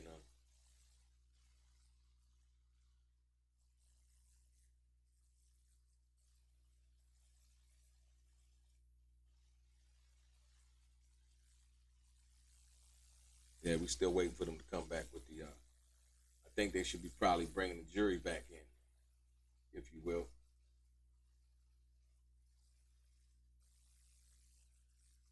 But they definitely saying that Kid Cudi will not be he will not be testifying today.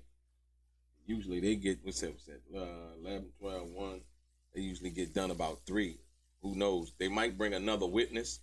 I don't know if they have it in line, or they might bring another witness other than Kid Cudi if they get finished with Dr. Hayes in time. So we'll have to see that and see who else they can bring about that can offer some kind of real testimony, or should I say substantive testimony, right?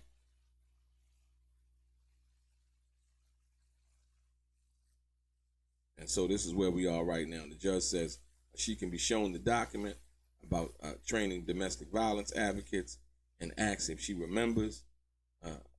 But the judge said he won't admit it as evidence until she denied it and it becomes a prior inconsistent statement. So what they're trying to do is find, or should I say, catch Dr. Hayes in some kind of fib, or being or giving inconsistent statements to maybe the government versus what she's saying now in court. So, I think she might need a refresher course, right?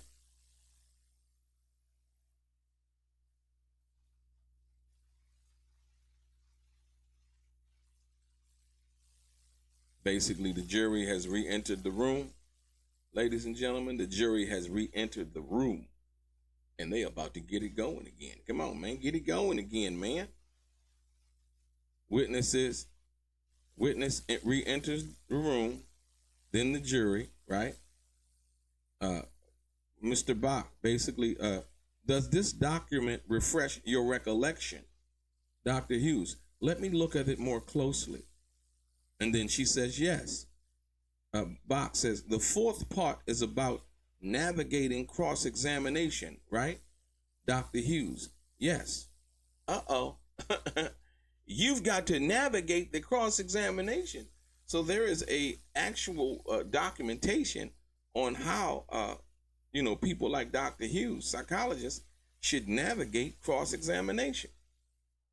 Okay, now we're getting somewhere.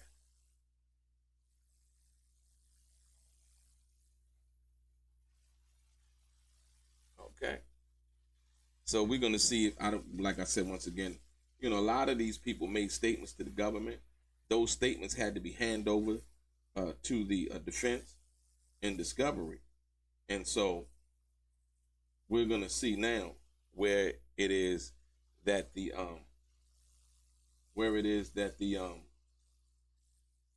the defense is going with this.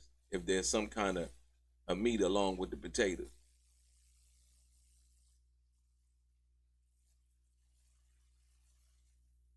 Right? So I wonder if we're going to get an objection from the prosecution.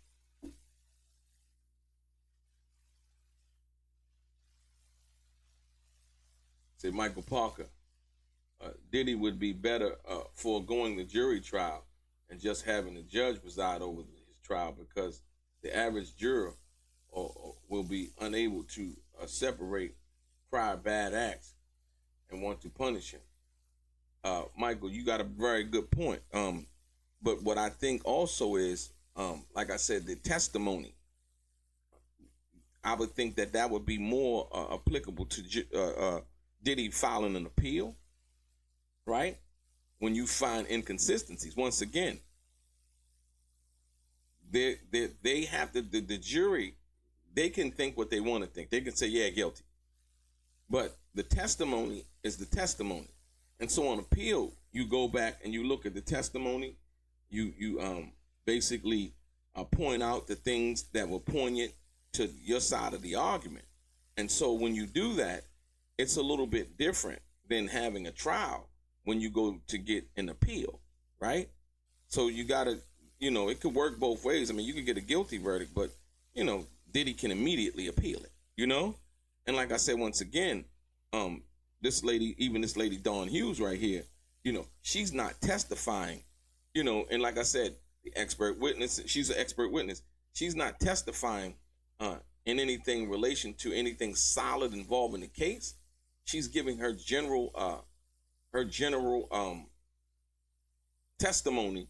It's general testimony. It has nothing to do with her examining Cassie. So it's a very slippery slope for the prosecution, as well. So I wouldn't go with the judge trial. I would go with a jury trial. You stand better. All you need is one person not to agree, right? And in the judge trial, all you need is one person to agree, unilaterally decide that. So I think a jury trial is always much better because, like I said, you can have two people who just don't agree, and therefore, it's a mistrial. So, yeah, I beg to differ on that one, Mr. Parker. Thank you again for the donation, man. Appreciate you. Yeah, but I hear what you're saying, though, at the end of the day. But nah.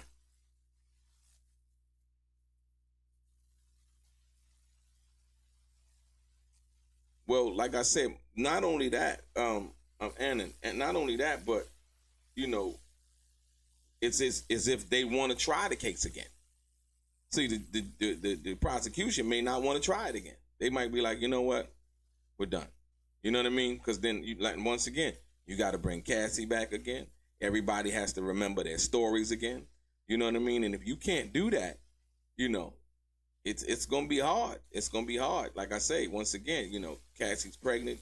Like I said, they say she's due, to go into labor any day now. So all of those things are to be considered. But like I said, all Diddy's defense team need is one person to not agree. For one person to say, you know what, they put his sex life on trial. This was not about racketeering and understanding the guidelines and going by the law. We back. Combs, Bach. Most of your income comes from court-related work, right? Dr. Hughes. No, maybe half. Bach. You raised your rate to $600. Dr. Hughes. It's been the same for some time. Bach. But you've raised it, Dr. Hughes, commensurate with others, right? So I think what she get $600 a day, $600 an hour. I don't know. I think what she said, $600 an hour. Yeah. So they're basically saying, once again pointing out the fact that she might be just doing this for money. Like he said, Bach says most of your income comes from court-related work, right? Dr. Hughes, no, maybe half, right? About you've raised your rate to 600. Dr. Hughes basically says it's been the same for some time, but you've raised it, right? Dr. Hughes, commensurate with others. So, we can kind of see where they're going right now. Basically saying she, most of the money that she get for testifying in court. You know what I mean? And like this generality that she's giving right now, it's like, she making good money for just giving general information and not in any information that may be related to this specific case. Which I find, me personally, I find that troubling. I'm like, what's she talking about? Is there something that she can tell us that Cassie didn't tell us? Is there something that she can tell us that other people who were there are part of these freak offs and things that they call it, right? Is there something that she could let us know? And I think that's very important.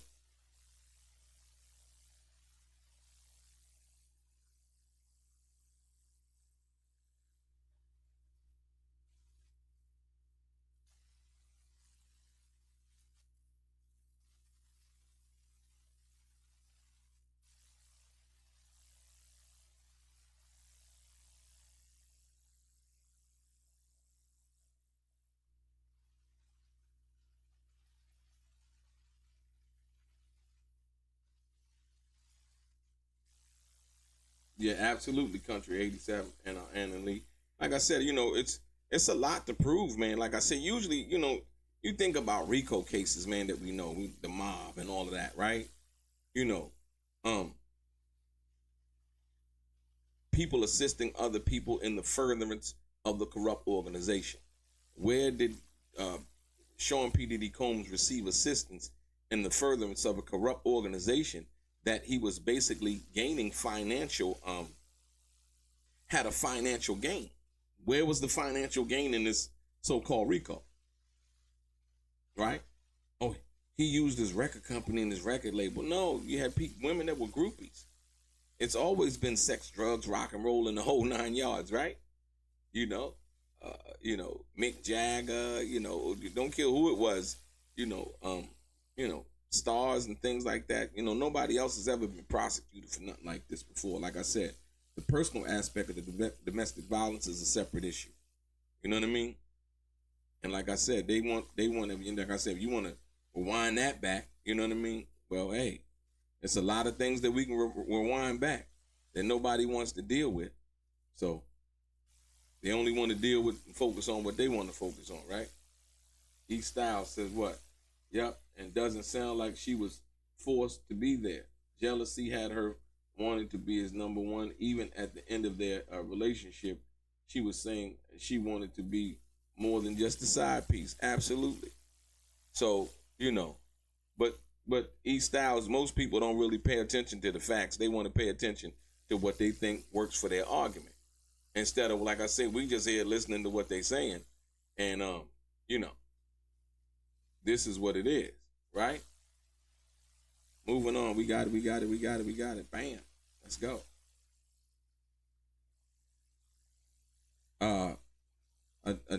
Bach, you've been retained hundreds of times, but you've never come into court and testified in the defense of a man accused of a sex crime.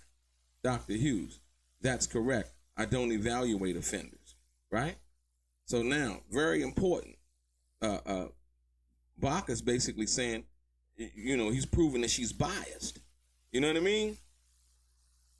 She's biased against people who allege to be like Diddy. So she's always coming in basically to testify for the prosecution, never for the defense. Basically, Mr. Bach is saying, you've been retained hundreds of times, but you've never come into court and testified in defense of a man accused of a sex crime.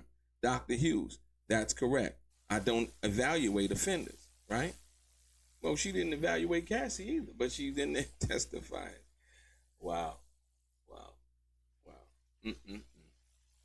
Man.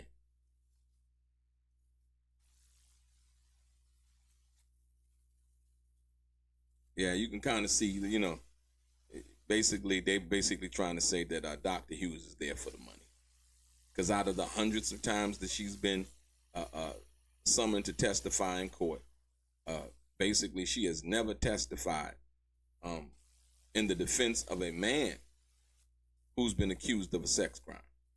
But yet she gives general assessments and opinions in regards to certain situations, but has no information or knowledge, as she said, about this case in particular.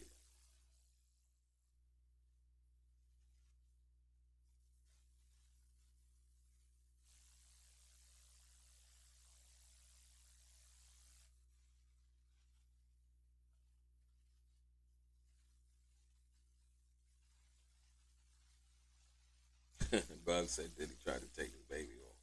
Now, I don't think he tried to take your baby oil, Bugs. I think he got enough, man, from what they showed us in that picture, right?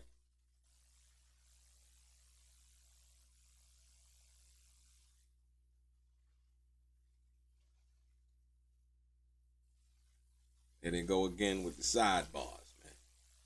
There's more sidebars than there are rap bars, man.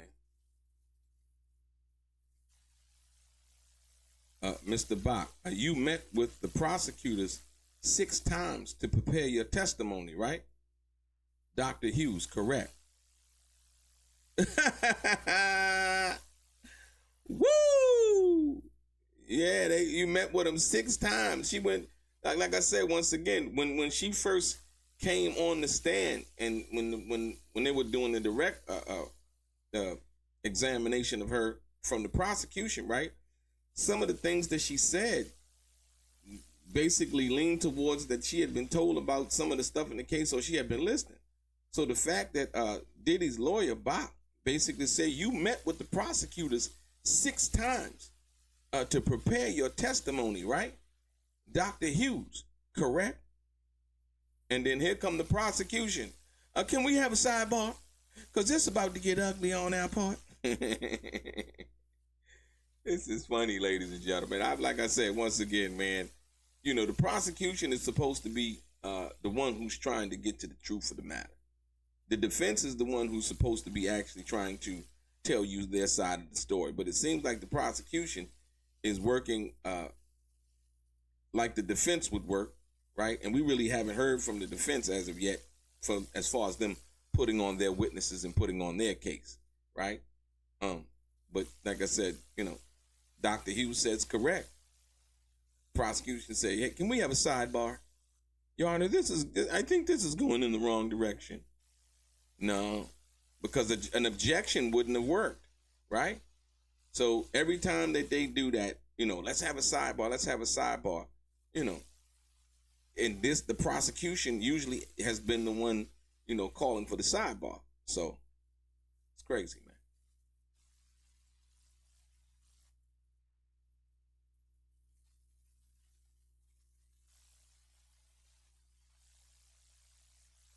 One must understand, like, man, ooh, wait.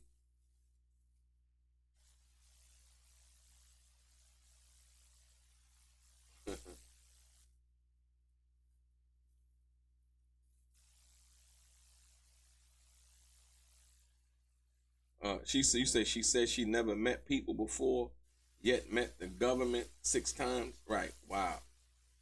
And that's in hundreds of court cases she's been involved in. No, Anna Lee. But basically what they're saying is she met with the government in this particular case to prepare, right? She had, you know, talked to the government to prepare her for her testimony, right? And see what the government doesn't want, or should I say the appearance of, is the fact that she might have been coached, you know? So if they thinking, hey, you know what? You met with the government 6 times, you know, you met with them 6 times, and you basically saying you don't know nothing about this case. Remember earlier, she said she didn't know nothing about the case, right? And so by her saying she don't know nothing about the case, but you met with the government 6 times, and you didn't discuss this case at all? Is that what you want us to believe? Right? So now, the government knows that, like I said, she's about to get caught up. So what they're trying to do when they call for the side, can we have a sidebar? You know what I mean? You know, sometimes the judge need to just say, no, we can't have a sidebar. You know what I mean? And he does sometimes. He's like, no, we can't. You know, let's move on. We'll get into whatever else next, right? Michael Parker. The prosecutors knew from day one that this was not a RICO case. They were hoping that the public outrage over the assault video would give them free rein to overcharge and be unchallenged. Absolutely. Absolutely. I agree with that, Mike. I agree with that. Well, the tape, like I said once again, for it to have been hidden, or they're saying Diddy robbed somebody, paid him $100,000 to basically, not let the tape be shown. Then all of a sudden one day, you know what I mean? After Cassie files a lawsuit and so on and so forth, all of a sudden one day, this tape begins to appear. We still don't know how CNN got the tape. They got the tape, they showed it. And they showed it and they showed it. Even in the beginning of this case, they showed it like 3 or 4 times. Trying to reinforce it and say, hey, you know what? This is what he is. This is what he did. Just imagine the stuff that we don't know about, basically, right? But that's not evidence, right? Like I said, once again, and Teeny Garagos was quick to get in front of that and basically said, yes, Mr. Combs, that is him on the tape. You know what I mean? Yes, Mr. Combs was violent and so on and so forth. So they got in front of it, which was the most professional thing to do in the beginning of the testimony. We know that Diddy apologized. And see, once again, I think that's going to play a pivotal role also, Diddy's apology. When he apologized, even though, me at the time, I thought it was kind of insincere, you know what I mean? And I said that. I stand by that. But now that I understand a little bit more about the testimony, about how he overdosed, how he went to the rehab. See, all of these things we didn't know. So when he's saying, yo, I had a drug problem, most people think, well, yeah, he just trying to blame it on drugs. Or yeah, he just trying to blame it on alcohol. But in fact, Cassie testified that she went to rehab and Diddy overdosed, right? So it's serious. And now, you can take a look at the situation for actually what it was. That doesn't excuse Diddy of none of the poor behavior or poor decisions that he made in dealing with Cassie and where we seen that video. So, to your point, Michael Parker, I think, like I said, once again, you're right about how they presented it.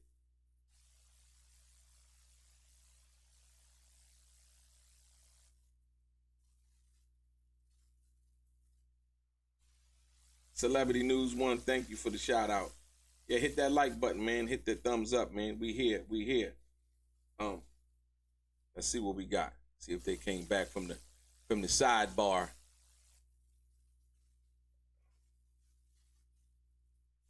Yeah, we back from the sidebar, ladies and gentlemen. Let's go.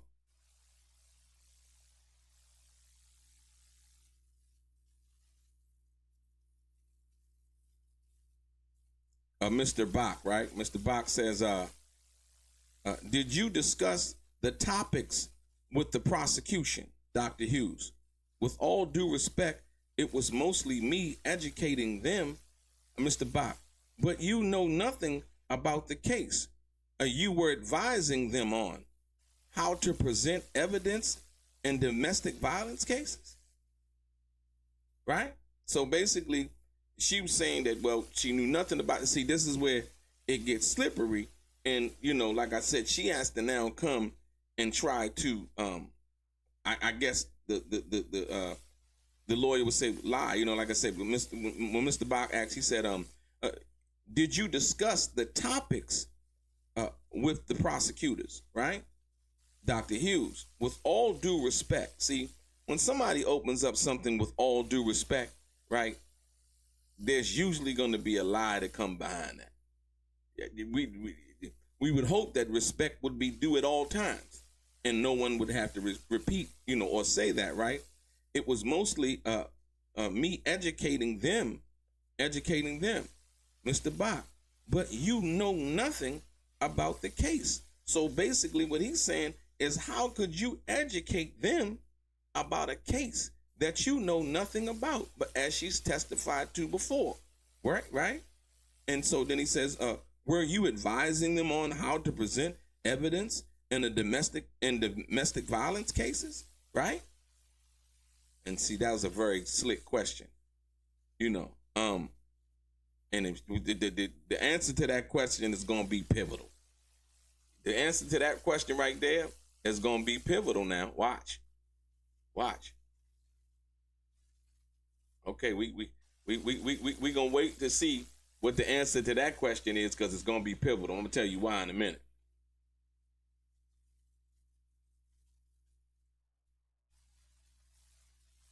Yeah, absolutely, Bro D. Hustle hard, what's good? Well, wherever they got the tape from, like I said, the tape came from the Intercontinental. Now, like I said, the Intercontinental just settled with Cassie for $10 million, right? He said baby oil stock is up right now. Or that Johnson & Johnson stock is up right now, huh? Something made the market tank, man. I don't know what that is, man. Like I say, man, you know, the market is kind of down right now, if you will. Not all stocks, but some of them.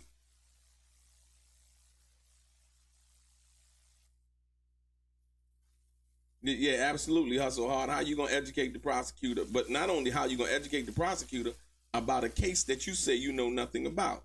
So this is where it gets tricky, right? This is where you find out who's been lying and who's been telling the truth. It's a slippery slope, man. Here we go. We back. A bot going in. Bot going in.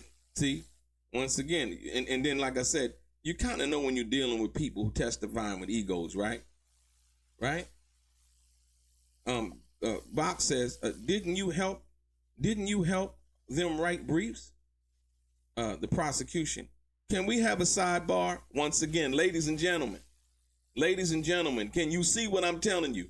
They just got out of a sidebar, right? And Diddy's attorney is asking Dr. Hughes, didn't you help them write briefs? And the prosecutors is saying, can we have a sidebar? The judge says yes, but I'll keep it brief, shorter than the last sidebar, right? Hasn't in fact been shorter, right? So now, ladies and gentlemen, I'm telling you, it's a lot of sneakiness and a lot of backhanded things going on. It seems like on the prosecution side, too many sidebars, man. It's too many sidebars. Look, object to it, whether even it's sustained or you know what I mean, or whatever, right? Overruled or sustained, right? But come on, to keep on having sidebars every 5 minutes, or somebody say something, right? Slim Sims Productions, what's good? Sherrod Sir Jackson, what's happening? Unbelievable, yes indeed. Right, like I said, once again, if it's what they say it is, then ain't no whole bunch of sidebars. What you need a sidebar for? Listen to what you got to understand.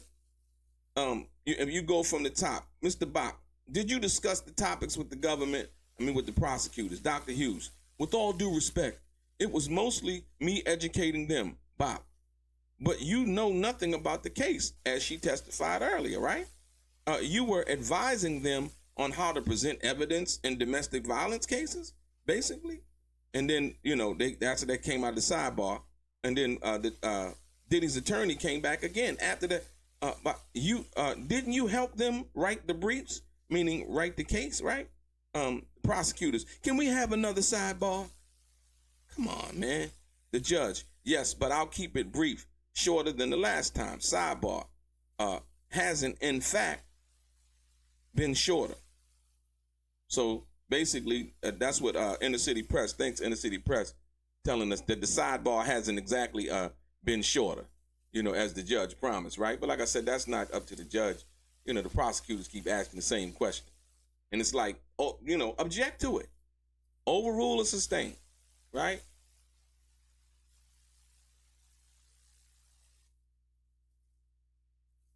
Amazing, man.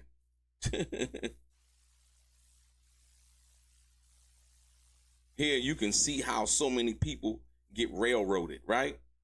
Like I said, Diddy got money that most people don't have. Diddy got 10 lawyers, man. He got a lawyer damn near for every witness, you know?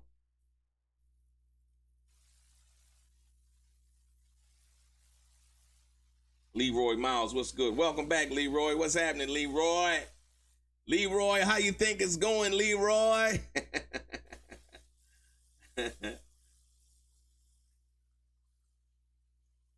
You said, Delray, you don't know or understand being a lawyer.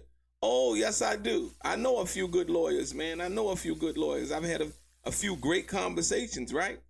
But like I said, once again, you know, it's not even about being a lawyer. It's basically vetting your case and making sure that your case is as solid as possible. And you can't be bringing people on the stand that's not going to speak to the facts in your case. And then when they get cross-examined, all of a sudden they begin to fall apart, or there's information or basically there's information that the defense knows about that the prosecution may not think that they knows. And so when those questions are asked, then all of a sudden it's like sidebar, sidebar, and so this seems to me like a tactic, right? This seems to me like a tactic more than it is anything else to give the witness a break. It's like, can we have a sidebar? Like, like what's going on? All of these sidebars, man. Exotic Beauty, what's good? Well, evidently they don't want her to say nothing, truthful, should I say,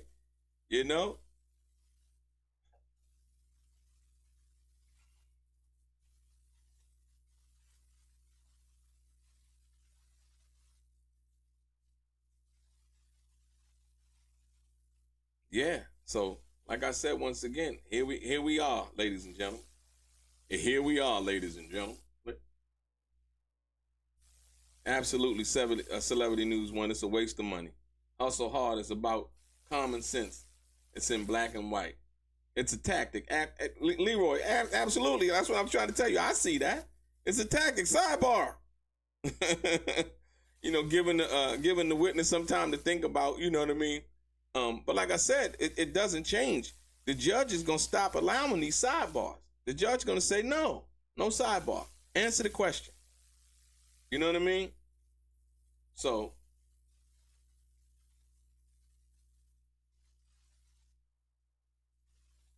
Leah of Judah, what's happening? What's happening?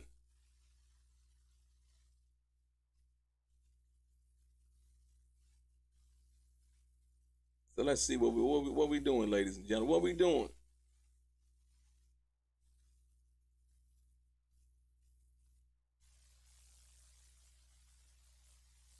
They still with the sidebar, man. Like, come on, man. They supposed to be bringing in expert witnesses and people gonna testify, you know what I mean, to the testimony that ain't phony and that's real. But that don't seem like what we getting from the government, man. Like I said, you can see right now, just how slow and how methodical they're trying to be in regards to this particular witness. But it's not working. It's not working. Like I said, Mr. Bach came in and listen to me, man. They done their homework. Diddy's lawyers came in. They done their homework. They definitely earning their money. Like I said, once again, the burden of the proof is on the prosecution. It's not on Diddy, right? So when people understand what that means, it's like, Diddy's lawyers, they doing a hell of a job. It's like every witness that come up, they're strategic about it. They're actually doing what it takes. And it's like Diddy's paying for some of the best legal minds in the country, man. This is, you know what I mean? I wouldn't say, this trumps with the OJ, lawyers. And I'm just speaking about lawyers, not, cases in particular. But this kind of trumps with OJ Simpson, F. Lee Bailey, Johnny Cochran, Barry Scheck, all of these other guys, and, Alan Dershowitz. And like I said, once again, some of the greatest legal minds in history, if you will, right? But Diddy's legal team, how he assembles it, how, whoever is coordinating all of this, like I said, once again, doing a hell of a job, because every witness that they've brung up on the stand, Diddy's legal team has been able to break down, and that testimony is not as favorable to the prosecution as the prosecution may have thought.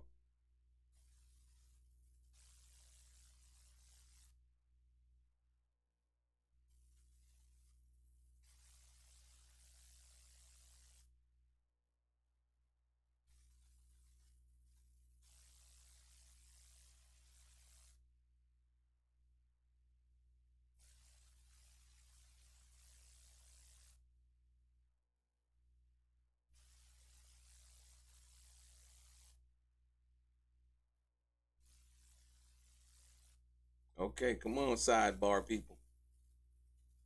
If they get one more sidebar, we're gonna know that it's a tactic,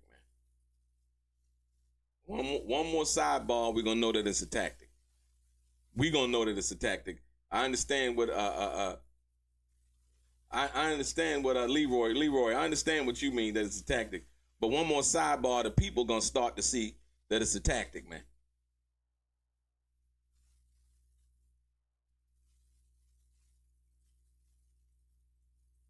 No, the defense did. I mean, well, it wasn't so much that defense needed to keep objecting. That's when you know you have a great case, Leroy. I mean, if you don't have to keep objecting based on the fact that, there's nothing really detrimental that she could say, that wouldn't be brung out in the cross-examination when they had her reading the text messages, the emails, and all of those things, right? That's more credible and substantive than anything that somebody can get up on the stand and say that's new, right? You say the defense is clueless. As to what, Leroy? You basically saying you Johnny Cochran in the return. No. Man, they got some of the best legal minds on this team, man. What are you talking about, man? Stop it, Leroy. Come on now. Come on, Leroy. You still practice law, Leroy?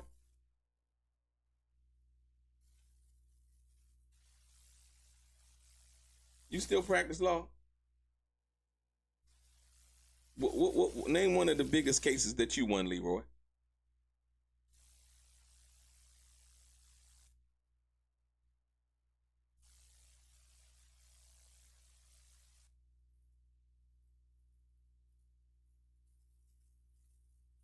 Well, you come on, man. They're not worried about the government strategy. They're worried about putting on their case.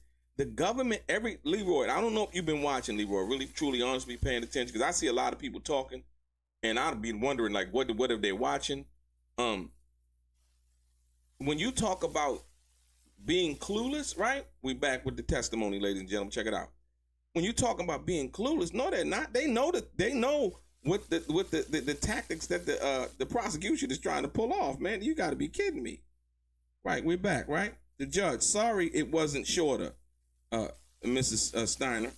AUSA, Mitzi Steiner, you reviewed some filings to the court in this case. It was all related to the subject of your expert testimony, right?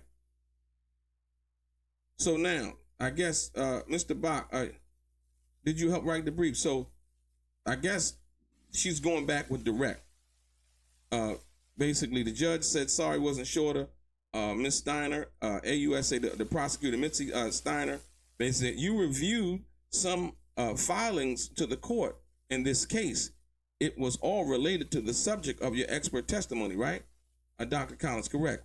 The prosecutor. In fact, we redacted, Dr. Hughes, you did. So I'm trying to figure out, like, are they laying the foundation for something else?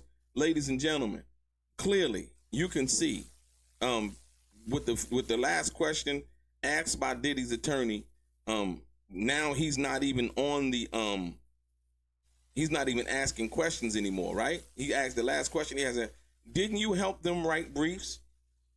The prosecutor, can we have a sidebar? Yes. The sidebar wasn't short as before, like they promised, right? Okay. Let's see what's going on now. It said basically, in fact, we redacted. Okay. So yeah, this is where we are. They redacted some of the what's the name.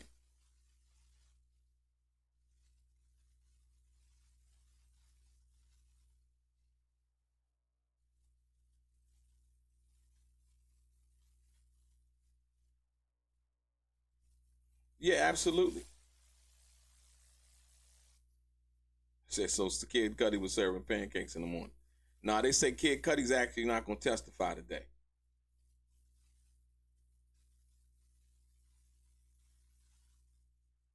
Yeah, absolutely. Oh. So Leroy, you didn't.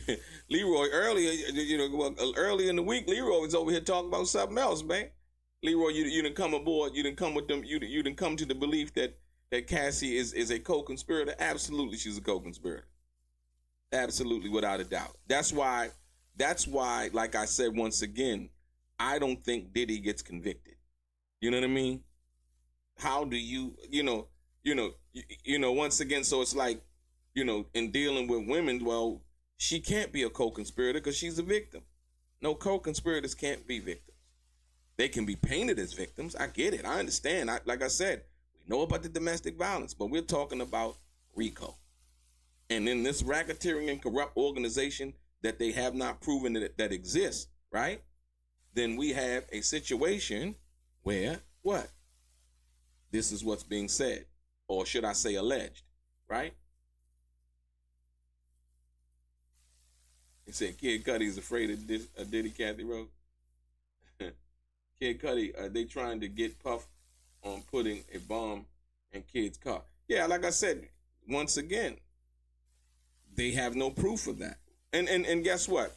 When Kid Cudi take the stand, you're going to see them do the same thing to Kid Cudi that they've been doing to every other witness. They're going to dismantle his testimony. Point blank, period, ladies and gentlemen. Point blank, period. So, for anybody not really understanding what that is, yeah, that's what's going to happen to Kid Cudi. They're going to ask him, what proof do you have that Mr. Combs blew up your car? None. Did you see him do it? No. Who told you that? So basically it's hearsay, correct? They're going to eat him up, man. If there's no proof, there's simply just no proof. You know what I mean?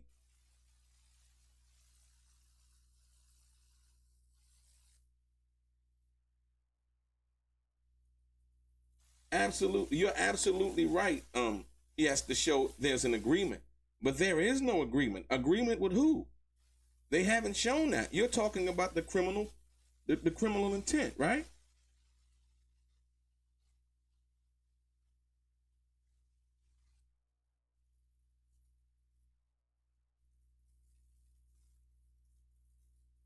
Right? They haven't proven that yet, Leroy. Right or wrong? I understand what they need to do to prove a RICO case, but Leroy, you got to understand. First, they need to prove that Diddy had criminal intent. Number one, he was a drug addict. Number two, he went to rehab. Number three, all of what Cassie basically said in regards to her being a willing participant, and by your own words just a few minutes ago, right, Bruce Leroy? By your own admission just a few minutes ago, you say Cassie was a co-conspirator, right? So what was the agreement that Diddy had with Cassie? They had a personal relationship. Come on now, Leroy, you know better than that, man. You know better than that, Leroy. Come on, Leroy. Leroy. You know what I mean? Notice that the defense never asked for a sidebar. They not tripping. I'm telling you.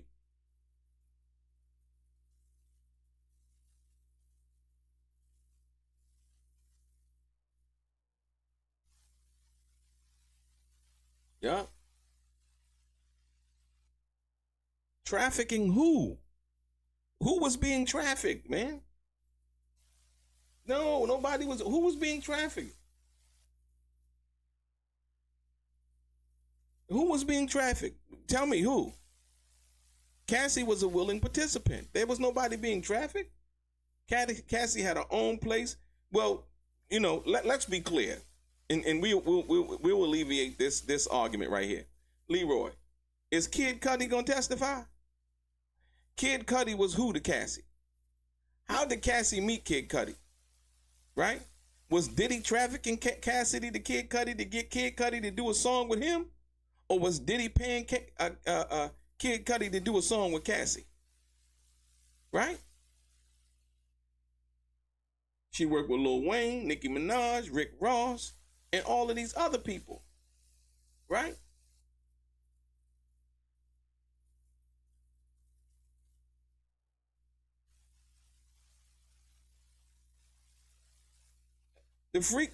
Having a freak off is not a crime, man. Having a freak off is not a crime. Using Astro God is not a crime. Using baby oil is not a crime. None of these things are crimes. Criminal intent. RICO Act. If you got a stable full of girls and you got them walking the Las Vegas Strip, right? And you got, guys that look out for the girls when you back at the hotel, whatever, y'all got an agreement to do. That's what you call a criminal racketeering, where there's a profit gained from the illicit or illegal act. What money did Diddy obtain in order to fund and finance his businesses through any kind of racketeering act? Leroy, can you please explain? Yeah, they trolling Hustle Hard, we know. Yeah, but trolls got souls too,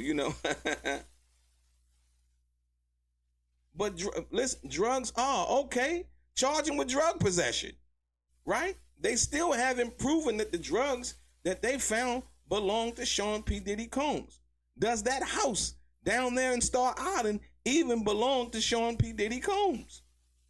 You understand what I'm saying?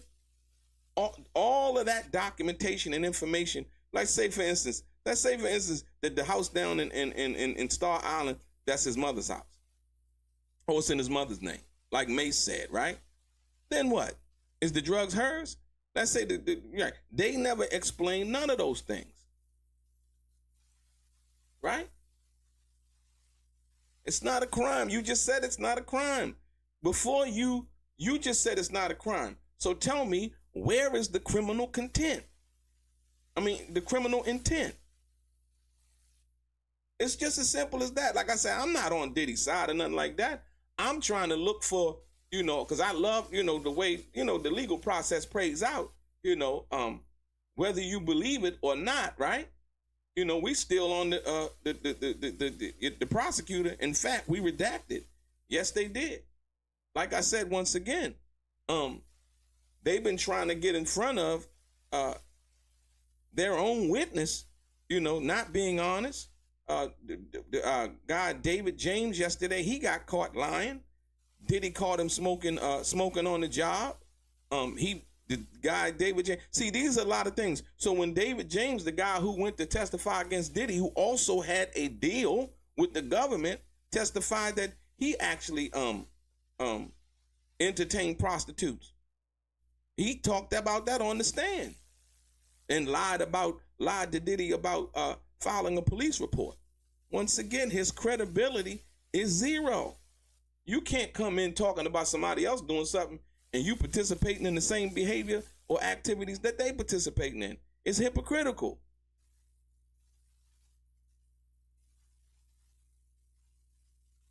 Bad. Leroy, you need to stop, man. You need to really stop, man. Stop it, Leroy. Bruce Leroy, stop it. Come on, man. Don't do that, man. Bad Boy is a criminal organization. Biggie was under Bad Boy, right? Biggie was under Bad Boy, Faith Evans, The Lox, 112, Mace, Black Rob. All of these people sold either gold or millions of records, right? Before any of this ever took place, anything before Jennifer Lopez, before all of this other stuff, stop it, man. Stop it. Stop it. Where did the funding come from? Once again, how in the hell is it a criminal organization? If you could say, well, Death Row, in the sense that they said they got money from Harry O, who we know at one time was a kingpin and all of those things, who Jimmy Iovine and them went to pay off when Harry O was about to sue Interscope and Death Row, right, for his money back. They didn't want no parts of it. So they paid Harry O what he wanted. And he was still in jail. Why? Because now you get down to that Racketeering and Corrupt Organizations Act, because now they're saying that this money right here that funded this business came from drugs, right? The money that funded P. Diddy's Bad Boy Records came from Clive Davidson and Bertelsmann Music, which BMG. Stop it, man.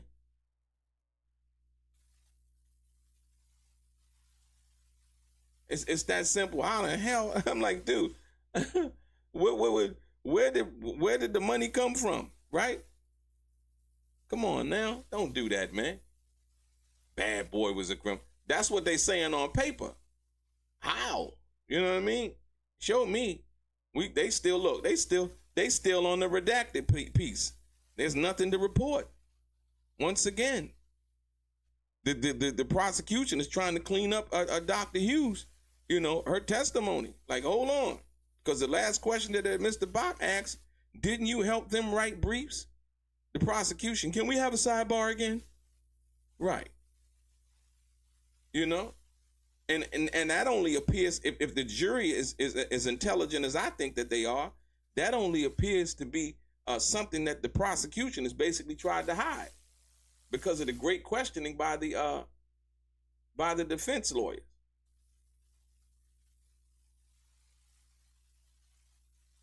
Yeah, they still on the redacted part.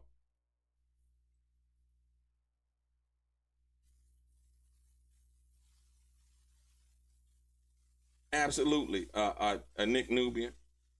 Absolutely, they like, not only did they implicate her, right, but they said that she was the one giving up the money, right? So how do you convict Sean P. Diddy Combs of racketeering and Cassie giving up the money?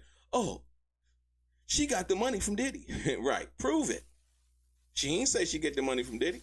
That wasn't even a question, right? Where did you get the money? They didn't even. The cold part about that is that the prosecutions should have asked them, where did you get the money to pay the escorts? Right? That would have been too much like her implicating herself. Oh, so you got the money from Diddy to pay the escort. So you were in. That's the reason why they didn't ask her that. Right?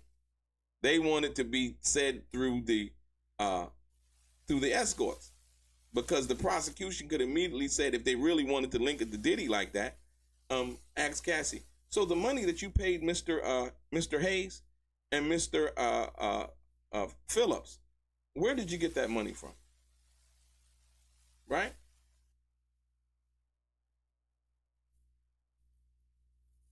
Yeah, Murray, no, Puff, Murray, look, Puff made Mary J. Blige who she was, period, or who she is, point blank, period.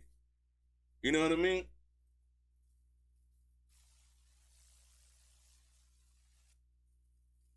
Clive Davis, he was the former CEO and of Arista Records. That's who Diddy got his deal through, his distribution through, for Bad Boy. Well, Leroy at? Leroy didn't vanish. Leroy. Where Leroy go? Leroy came in here. He threw up. Oh, there he is. Keep thinking the good. No, I don't think that they don't have no case, Leroy. I think that I don't think that they don't have a case. I'm telling you that at least I've seen nothing. Okay, right. We back with the testimony, ladies and gentlemen. I've seen nothing, Leroy, that says to me that this is a RICO case. That's all. You know what I mean? Like I said, everybody's going to come up with different, and they watching this, and they're going to come up with different, right? Steiner. Basically, Steiner is back. You are a board-certified forensic psychologist, right? Dr. Hughes says yes. The prosecution, how many of those are in New York State? I think about 40. So how many, forensic psychologists are in New York State? About 40. Recross. Mr. Bach is back. Hello. Mr. Bach is back. Right? Recross. Bach. Your defense work is almost entirely for victims of domestic violence, right? Dr. Hughes. I'm not sure that's true. No, he didn't ask you if you were sure that it's the question was, your defense work is almost entirely for victims of domestic violence, right? Not all, but almost entirely. Dr. Hughes says, I'm not sure that's true. Bob, you work with Dr. Brian Steele. Oh, God. Ladies and gentlemen. So Brian Steele, listen to me, ladies and gentlemen. Brian Steele is on Diddy's defense team. So Brian Steele has the inside scoop on Dr. Hughes. Once again, let me go with the recross from the top. Bach, your defense work is almost entirely for victims of domestic violence, right? Dr. Hughes, I'm not sure that's true, right? Bach, you work with Mr. Brian Steele, who was defending a woman charged with reacting to domestic violence, right? Yes. See, she about to get caught up, man. She about to get caught. Hey, Leroy, did you see that? Did you see that? You know that Brian Steele is on Diddy's legal team, right? And when Mr. Bach just asked her the question, your defense work is almost entirely for the victims of domestic violence, right? And then she said, Dr. Hughes replies, I'm not sure that's true. Well, let me hit you with these facts. Bach says again, you work with Mr. Brian Steele, who was defending a woman charged with reacting to domestic violence, right? And she says, yes. Caught up. It got caught up, man. It caught up, man.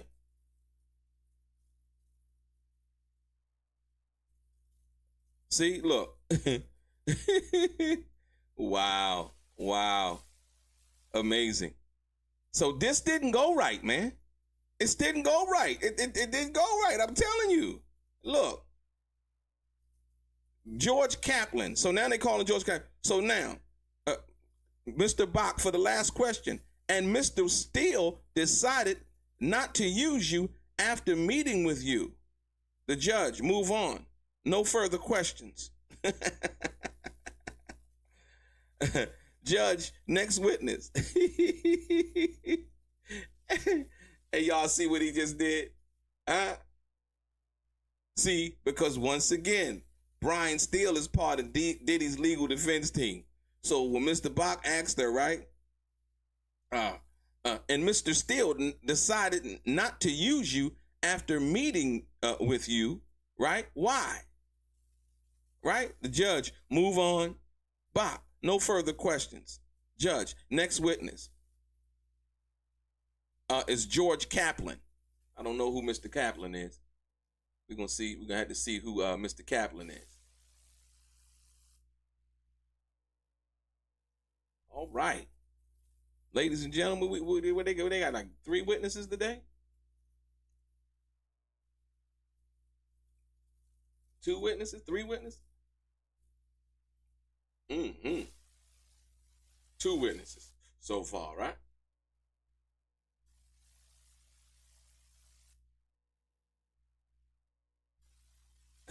She caught up like Usher. The suburbia effect was good.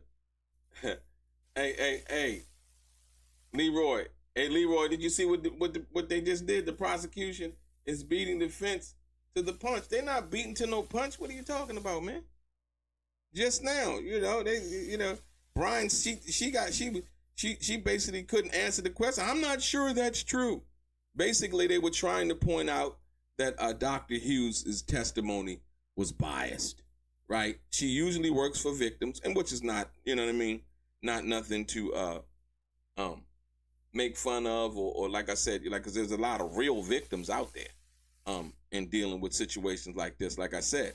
And they were basically trying to lay the foundation that she deals mostly with women who have been dealing with domestic violence. So if you look at the recross, Bach says, your defense work is almost entirely for victims of domestic violence, right? So when you say that, Leroy, when you say that they're clueless, you got to understand what they're doing. Basically, listen. And so that Mr. Steele is on Diddy's legal team, it's perfectly knowledgeable and and understandable why Mr. Bach would ask the questions. Your defense work is almost entirely for victims of domestic violence, right? Dr. Hughes, I'm not sure that's true. Bach, you work with Mr. Brian Steele, right? Who was defending a woman charged with reacting to domestic violence, right? Yes, right? Bach, and Mr. Steele decided not to use you after meeting with you. The judge was like, move on. Bach, no further questions. Absolutely.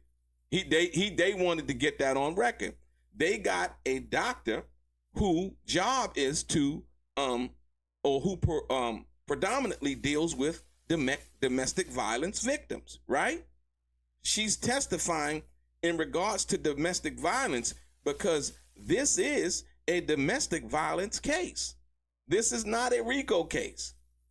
And the Diddy's lawyers just proved what her expertise was in because she worked with one of Diddy's lawyers, Brian Steele, who was also the lawyer for Young Thug. So I don't know what they getting at, man.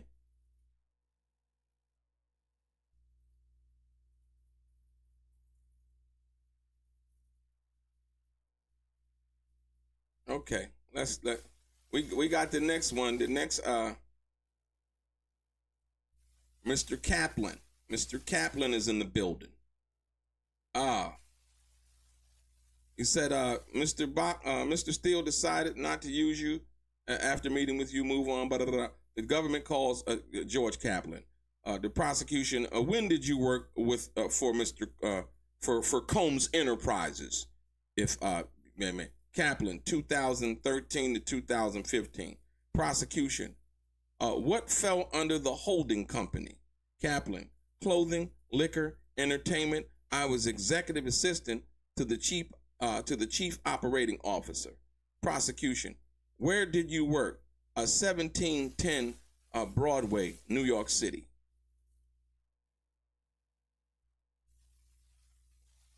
Let's see what Mr. Kaplan, he worked. Now, this is something, the Combs Enterprises, right?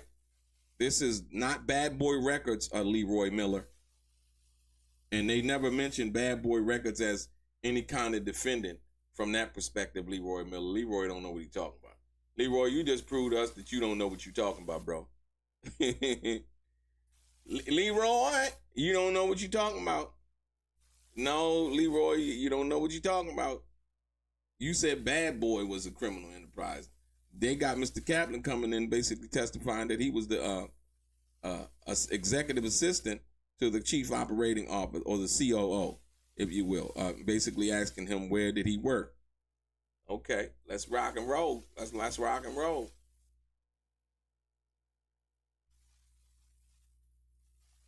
Okay, we moving. Well, hopefully this moves fast.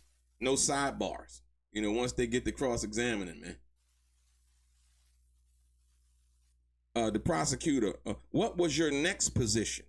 Kaplan, executive assistant to the chairman of Mr. Combs from September 2014 to September 2015. Prosecutors, who did you report to? Kaplan, Mrs. Karan, KK. She's essentially ran Mr. Combs's life, right? She was his assistant, man. Yeah, she ran his. She essentially ran Mr. Combs's life. See how biased that response is. Prosecution. Where did you report? Kaplan, L.A. Come on, man. This is crazy. She ran his life. She was his assistant.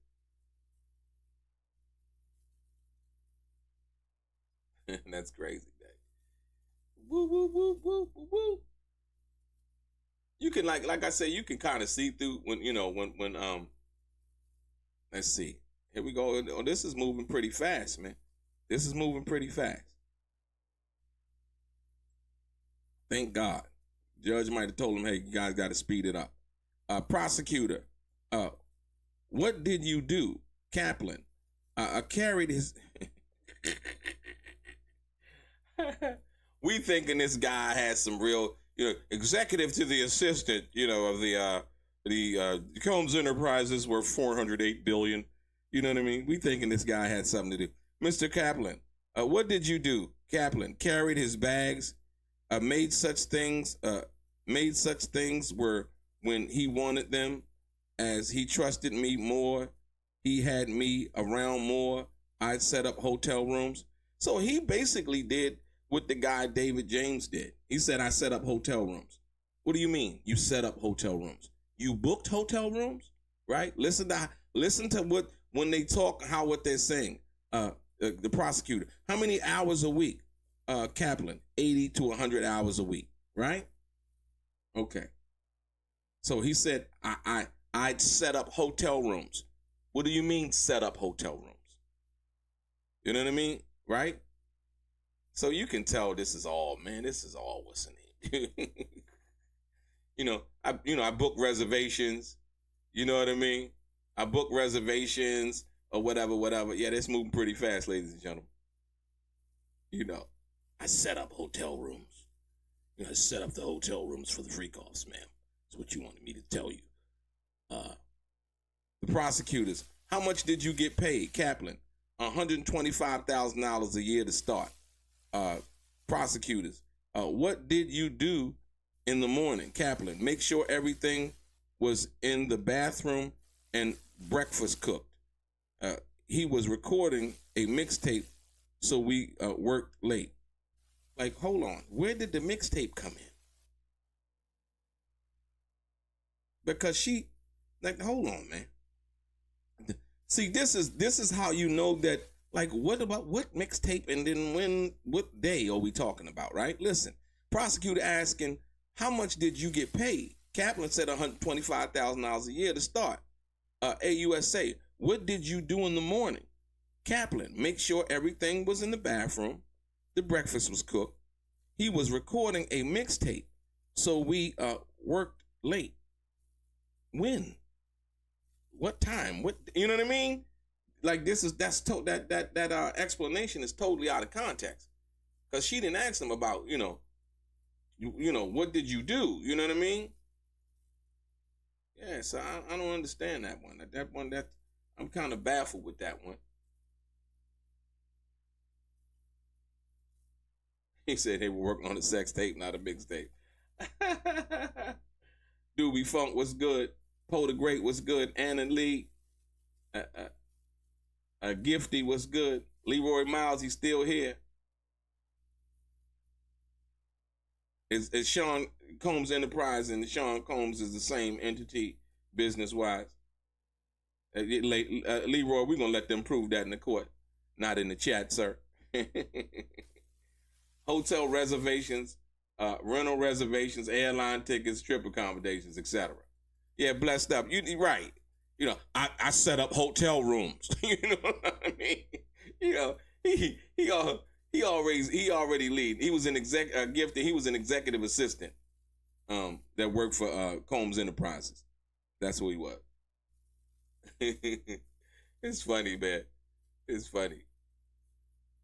That's funny, man. It's crazy.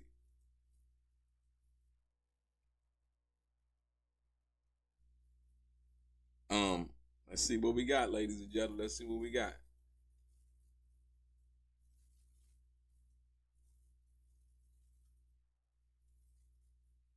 Said he was working on a mixtape. So Diddy was working too. He wasn't all about freak offs, was it? Was it about freak offs or the freak of the week? You know what I mean?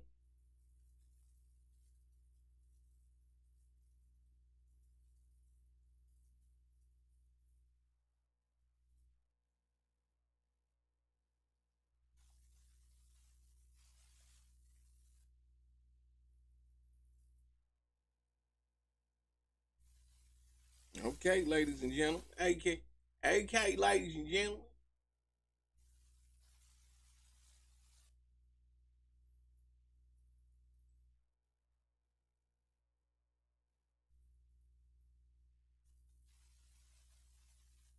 Y'all gotta check out that Freddie P over there on the Art of Dialogue, man.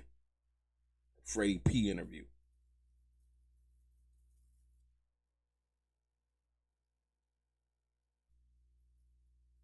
Yeah, yeah. The feds gave somebody immunity, surprise immunity.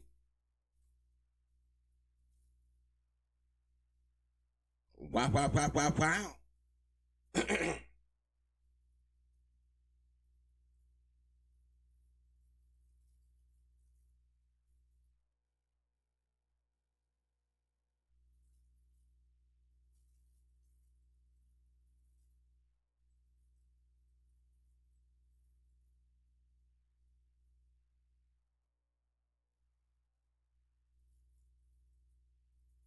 He said Leroy J Mac. He said Leroy wanted the baby on.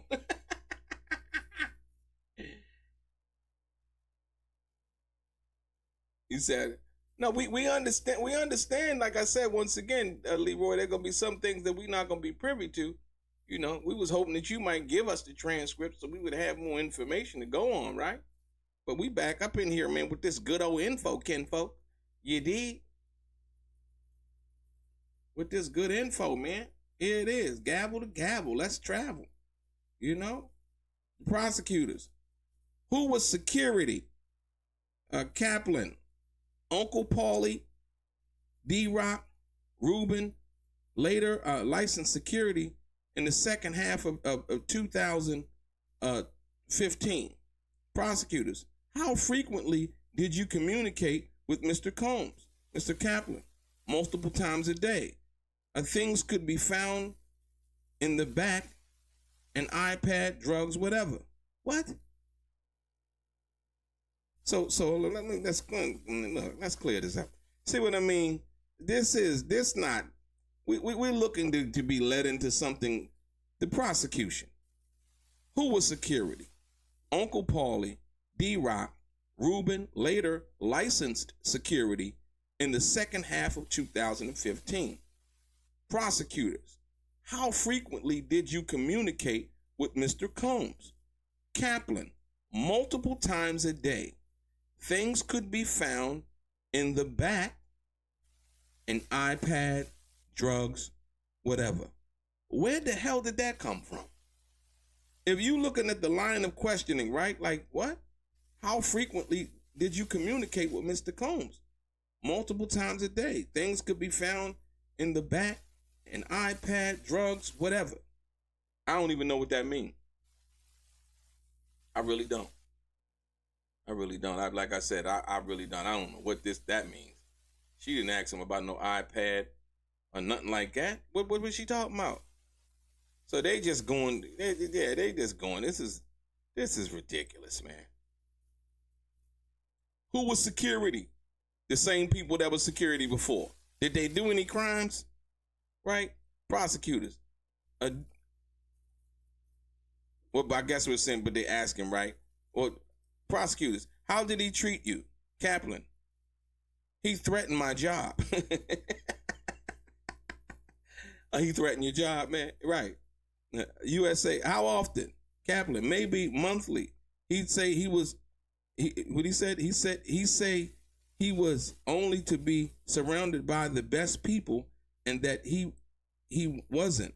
For example, he want me for 1 liter of water. I don't understand what that is. Say he want me, like I said, sometimes in the city press, they trying to, get it out to us. Might be a few typos, ladies and gentlemen. He said he went me for a 1 liter of water and I bought back 2.5 liters. He said no. He treated him like he did the guys on Making the Band when they went to get the cheesecake. Right? So basically, Diddy sent him, from what I understand, to get 1 liter of water, and he bought back 2.5 liters. And Diddy said no. That's attention to detail. That's doing what I asked you to do. What's wrong with that? So see how people think. So basically, he's saying that Diddy threatened his job. Now we talking about water here, ladies and gentlemen. The prosecutor's asking, how did Diddy treat you, Kaplan? And Kaplan, the only thing that Kaplan can think about how Diddy treated him was he threatened my job, right? Out of all the 2 or 3 years that he was there, only thing he could think about, he threatened my job. The prosecutor, how often? Kaplan. Now he's gonna go to this one specific situation, right? Maybe monthly. He'd say he was only to be surrounded by the best people, and that I guess he's saying I wasn't, that he wasn't, right? That he wasn't, right? And for example, he wanted me to go for a 1 liter bottle of water, and I bought back 2.5 liters. He said no, because he ain't asked you for 2.5 liters. He asked you for a 1 liter bottle, right? That's how hard is that not to understand? Like, dude, man, look, if you ask, I'm gonna go get what you asked for. You know what I mean? But see, what he was trying to do was do a little extra, and thinking that Diddy was gonna be like, oh, you know what, man, I thank you for, going to get the extra water, right? Come on, man. Wow.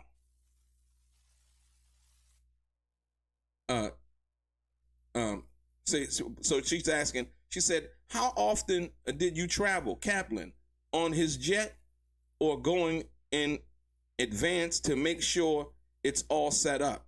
What's all set up? This is funny, dude. Prosecutors, how did you set up hotel rooms? Ooh, I told you, listen. So he was going in, see, he's an overzealous witness. You know what I mean? He's a little bit overzealous. He was going into when they was actually reservation, when he was supposed to be saying reservations, hotel reservations, whatever reservations. He was like, yeah, I set up hotel rooms. So now they get to it. Prosecutors, how did you travel? He said, how did you travel, Kaplan, on his jet or going in advance to make sure it's all set up? Prosecutors, how did you set up the hotel room, Kaplan? There was a bag. I unpacked it. Clothes, candle, Astroglide, baby oil. Oh my God. Is that a crime? No. Why is he snitching? We keep seeing baby oil. We keep hearing about Astroglide. Ladies and gentlemen, what's going on? Prosecutors, who bought this? Often me. He bought it. So hold on. This guy right here is a co-conspirator. He bought it. Okay, we're going to see now. Okay. This is funny, man. This is funny, man. It's funny. Right? What he said, prosecutors, in what city did you set up the hotel rooms? L.A., New York, Miami, L.A., Mr. C, Bel Air, the Intercontinental. I don't know what that means. Bel Air Hotel. Oh, I know the hotel, the Bel Air Hotel, the Intercontinental. Prosecutors in New York, Kaplan, Trump, by Columbus Circle in Miami. He telling it all. The SLS, prosecutors. How was it booked? Kaplan, Frank Black, based on Biggie's Frank White. Basically, what he's asking him is what code name did Puffy use in order to have like a code name, or who basically the name of the hotel was under, right? So, but he talked about how he got the Astroglide and all of these other things, and he went to set up the hotel and so on and so forth. So we understand that. Yeah, dude, he overzealous. He's like, I want to get all of this out, man. I need to tell you guys everything you need to know, right? Wow. Be careful who you let work for you, man. Prosecutors, would you clean up rooms? Kaplan, yes. Bottles of baby oil, Gatorade, once brown crystallized powder. Listen, man, this guy, listen to this guy, man. She said, would you clean up rooms? Kaplan, yes. Bottles of baby oil, Gatorade, once brown crystallized powder on the counter of the bathroom sink. Don't know what that was. Didn't taste it. This is crazy, man. Prosecutors, why did you clean up? He said, prosecutor, why did you clean up? Not hotel staff, Kaplan. It was implied, protect his public image. I was keen on doing that, right? Well, who implied that? Who told you that, though? You know what I mean? You could say somebody implied something, but who told you that? Did he tell you that? And that's not illegal either. What's illegal about that? Like, yo, clean up the room. You know what I mean? You dealing the guy paying you $125,000 a year. All of a sudden, that turned into something else, right? The prosecution, after, it was implied. Prosecution explained. Combs, lawyer, objection. The judge overruled.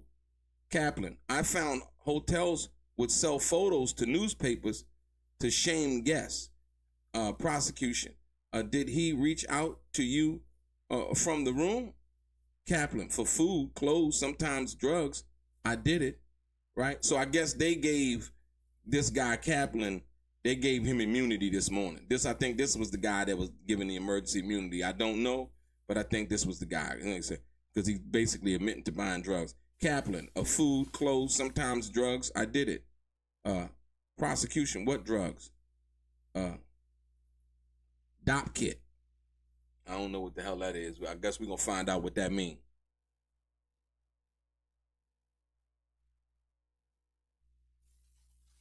Right? We're going to find out what dop kit means.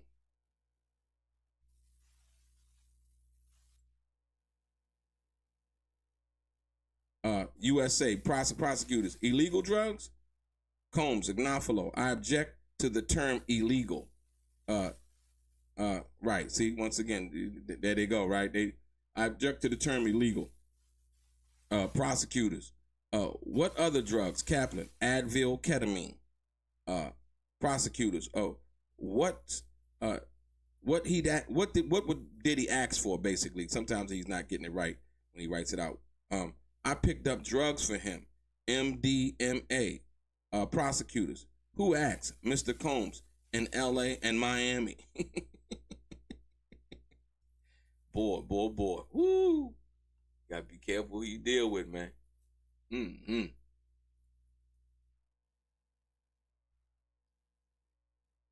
They say a listening ear is also a talking mouth.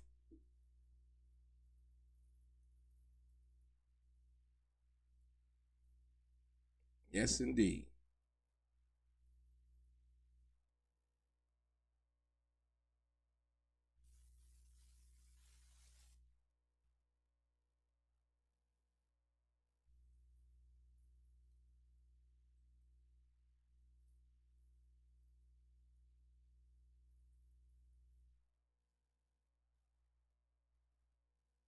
Somebody say sorry, Ray B. You know, Diddy and Cassie type.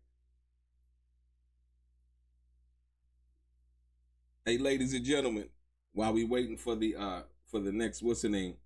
Like I told you guys, man, for the people that don't know, this book right here, you guys got to go get this book, man.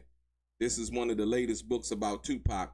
Not only is the latest book about Tupac, but this book is basically titled Behind the Bars with Tupac Shakur, when Tupac was at Rikers Island, when he first went to jail for for that situation involving a young lady, Ayanna Jackson. This book right here is full of exclusive stories that never been told. Like I said, once again, the guy Donald Richardson, no relation to me, as you can see on the picture right here, is him and Tupac taking a picture in front of the bars at Rikers Island, y'all.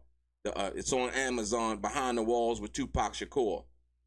The author, you see his picture on the back also, Donald Richardson, no relation to me, but like I said, this is Behind the Walls with Tupac Shakur. When I read it, I was like, I'm like, man, people don't know about this book. Like I said, I did an interview over on the Art of Dialogue, which we're going to air soon. It's an exclusive interview. Like I said, it's dope. Like I said, we get into the nuances, talking about a gang of things in regards to what happened. One thing in particular, Tupac being with the female guards in there, man. Like I said, it's like I said, the book is mind blowing and very informative. There was a lot of stuff I didn't know. So check that out, man. And like I said, I don't usually promote stuff like that, but more importantly, I think it's important that stuff that's dealing with factual stuff and not all of that fluff, like Reggie the Rat Wright Jr. and them, the lies and things like that. You know what I mean? I'm definitely pushing it your way. So Got to check it out. Behind the Walls with Tupac Shakur, available on Amazon.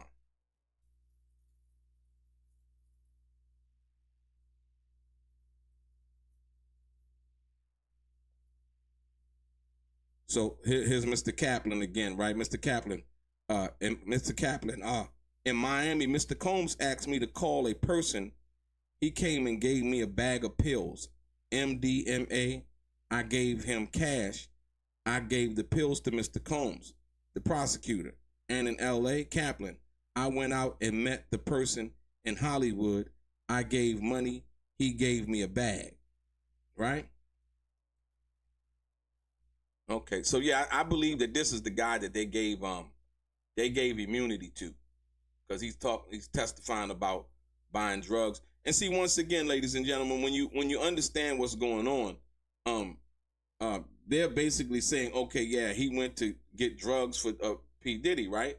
Notice how they're saying, and I think that Cassie had immunity too now. So notice how they're saying, they're asking him, like, Mr. Combs asked me to go to call a person. He didn't say he got the money from Diddy, though. I don't think I heard him say he got money from Diddy, right? He's saying he went out and got all of these drugs and doing all of these things in connection to Sean P. Diddy Combs, right? Like I said, he never implicated Sean P. Diddy Combs as to, that he gave him money or anything like that. But that's what they're going for. They're going for the fact that he went out to buy drugs. Okay, what, he got a drug charge? Right? They say in the RICO Act, so these drugs were not to be sold, right? He wasn't selling them, he was using them, right? So Sean P. Diddy Combs, no, not only that, hustle hard, but listen to this, check this out. So we understand that Sean P. Diddy Combs had a drug habit. We understand that he went to rehab. So, I mean, when he's saying he going out and buy drugs for him, that's basically him having a drug habit. That's not him going out and he buying weight and he about to set up shop on, a Figueroa, you know what I mean, and get it popping. This is for his personal use. Like I said, sex, drugs, and rock and roll, ladies and gentlemen. Like, come on, man.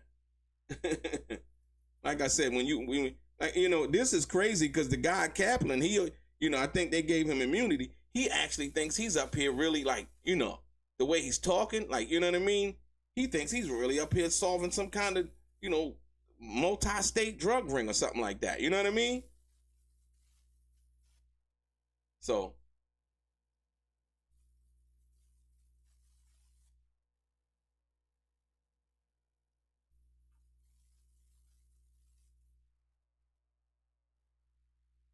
okay, boom. We got some more information. Breaking. Break 1, 2, break 1, 2. Check it out.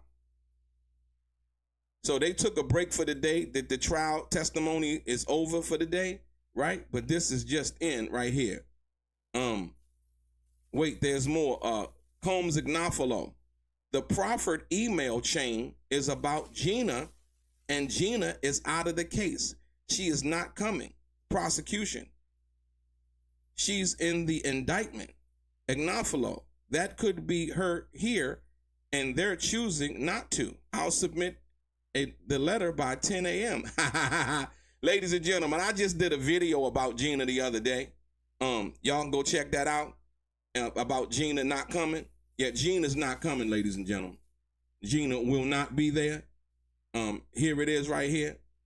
Jub Submarinian Inner City Press has been covering above caption, like many others this morning before the jury came in. Both the government and the defense referred to multiple communications to the court about evidentiary and other issues, but these are not in the public docket.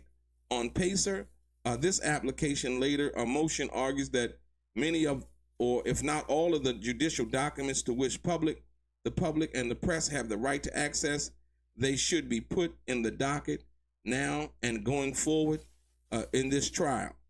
See, for example, Judge Oskin, so they're basically having a motion about how things should work as far as the information, right?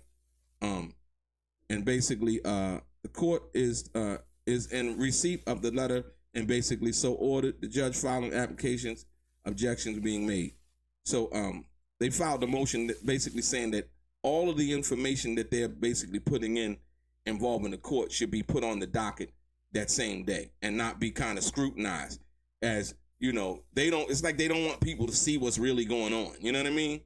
And basically the people are filing like Freedom of Information Act, Inner City Press, and others, like I said, really want to get it. So like I said, today the court has adjourned. Court has adjourned, ladies and gentlemen. Like I said, I appreciate you guys. I appreciate you guys each and every day coming through. Some shout outs. Miss Coffee, Hustle Hard, Ann and Lee, Nick Nubian, Destino X, Gerald Pipers, Levette did it. Who else? Let's go back up. Kathy Rose, Valentin Victor, Feli, Blessed Up, Doobie Funk, Leroy Miles, always a pleasure, Leroy. Who else? Hustle Hard, Bugs, J-Mac. Who else we got? Harlem Romeo. Yeah, they gave Cassie immunity, I believe so, Harlem Romeo. Sorry I didn't get that earlier. Poe the Great. RB. Exotic Beauty. Country 87. E Styles. Like I said, once again, ladies and gentlemen, court has adjourned. We're going to be back here tomorrow. Like I told y'all before, man, look, this book right here, man, you got to go check it out, man. Like I said, when I read the book, I was like, damn, I didn't know that. It's a lot of stuff they talking to do. Donald Richardson, like I said, he was Tupac's right-hand man at Rikers, man.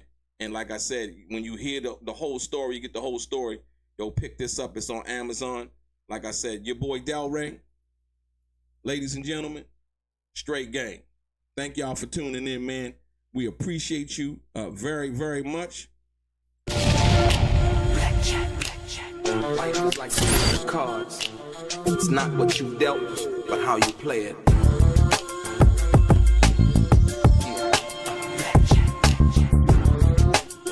Play each situation correctly.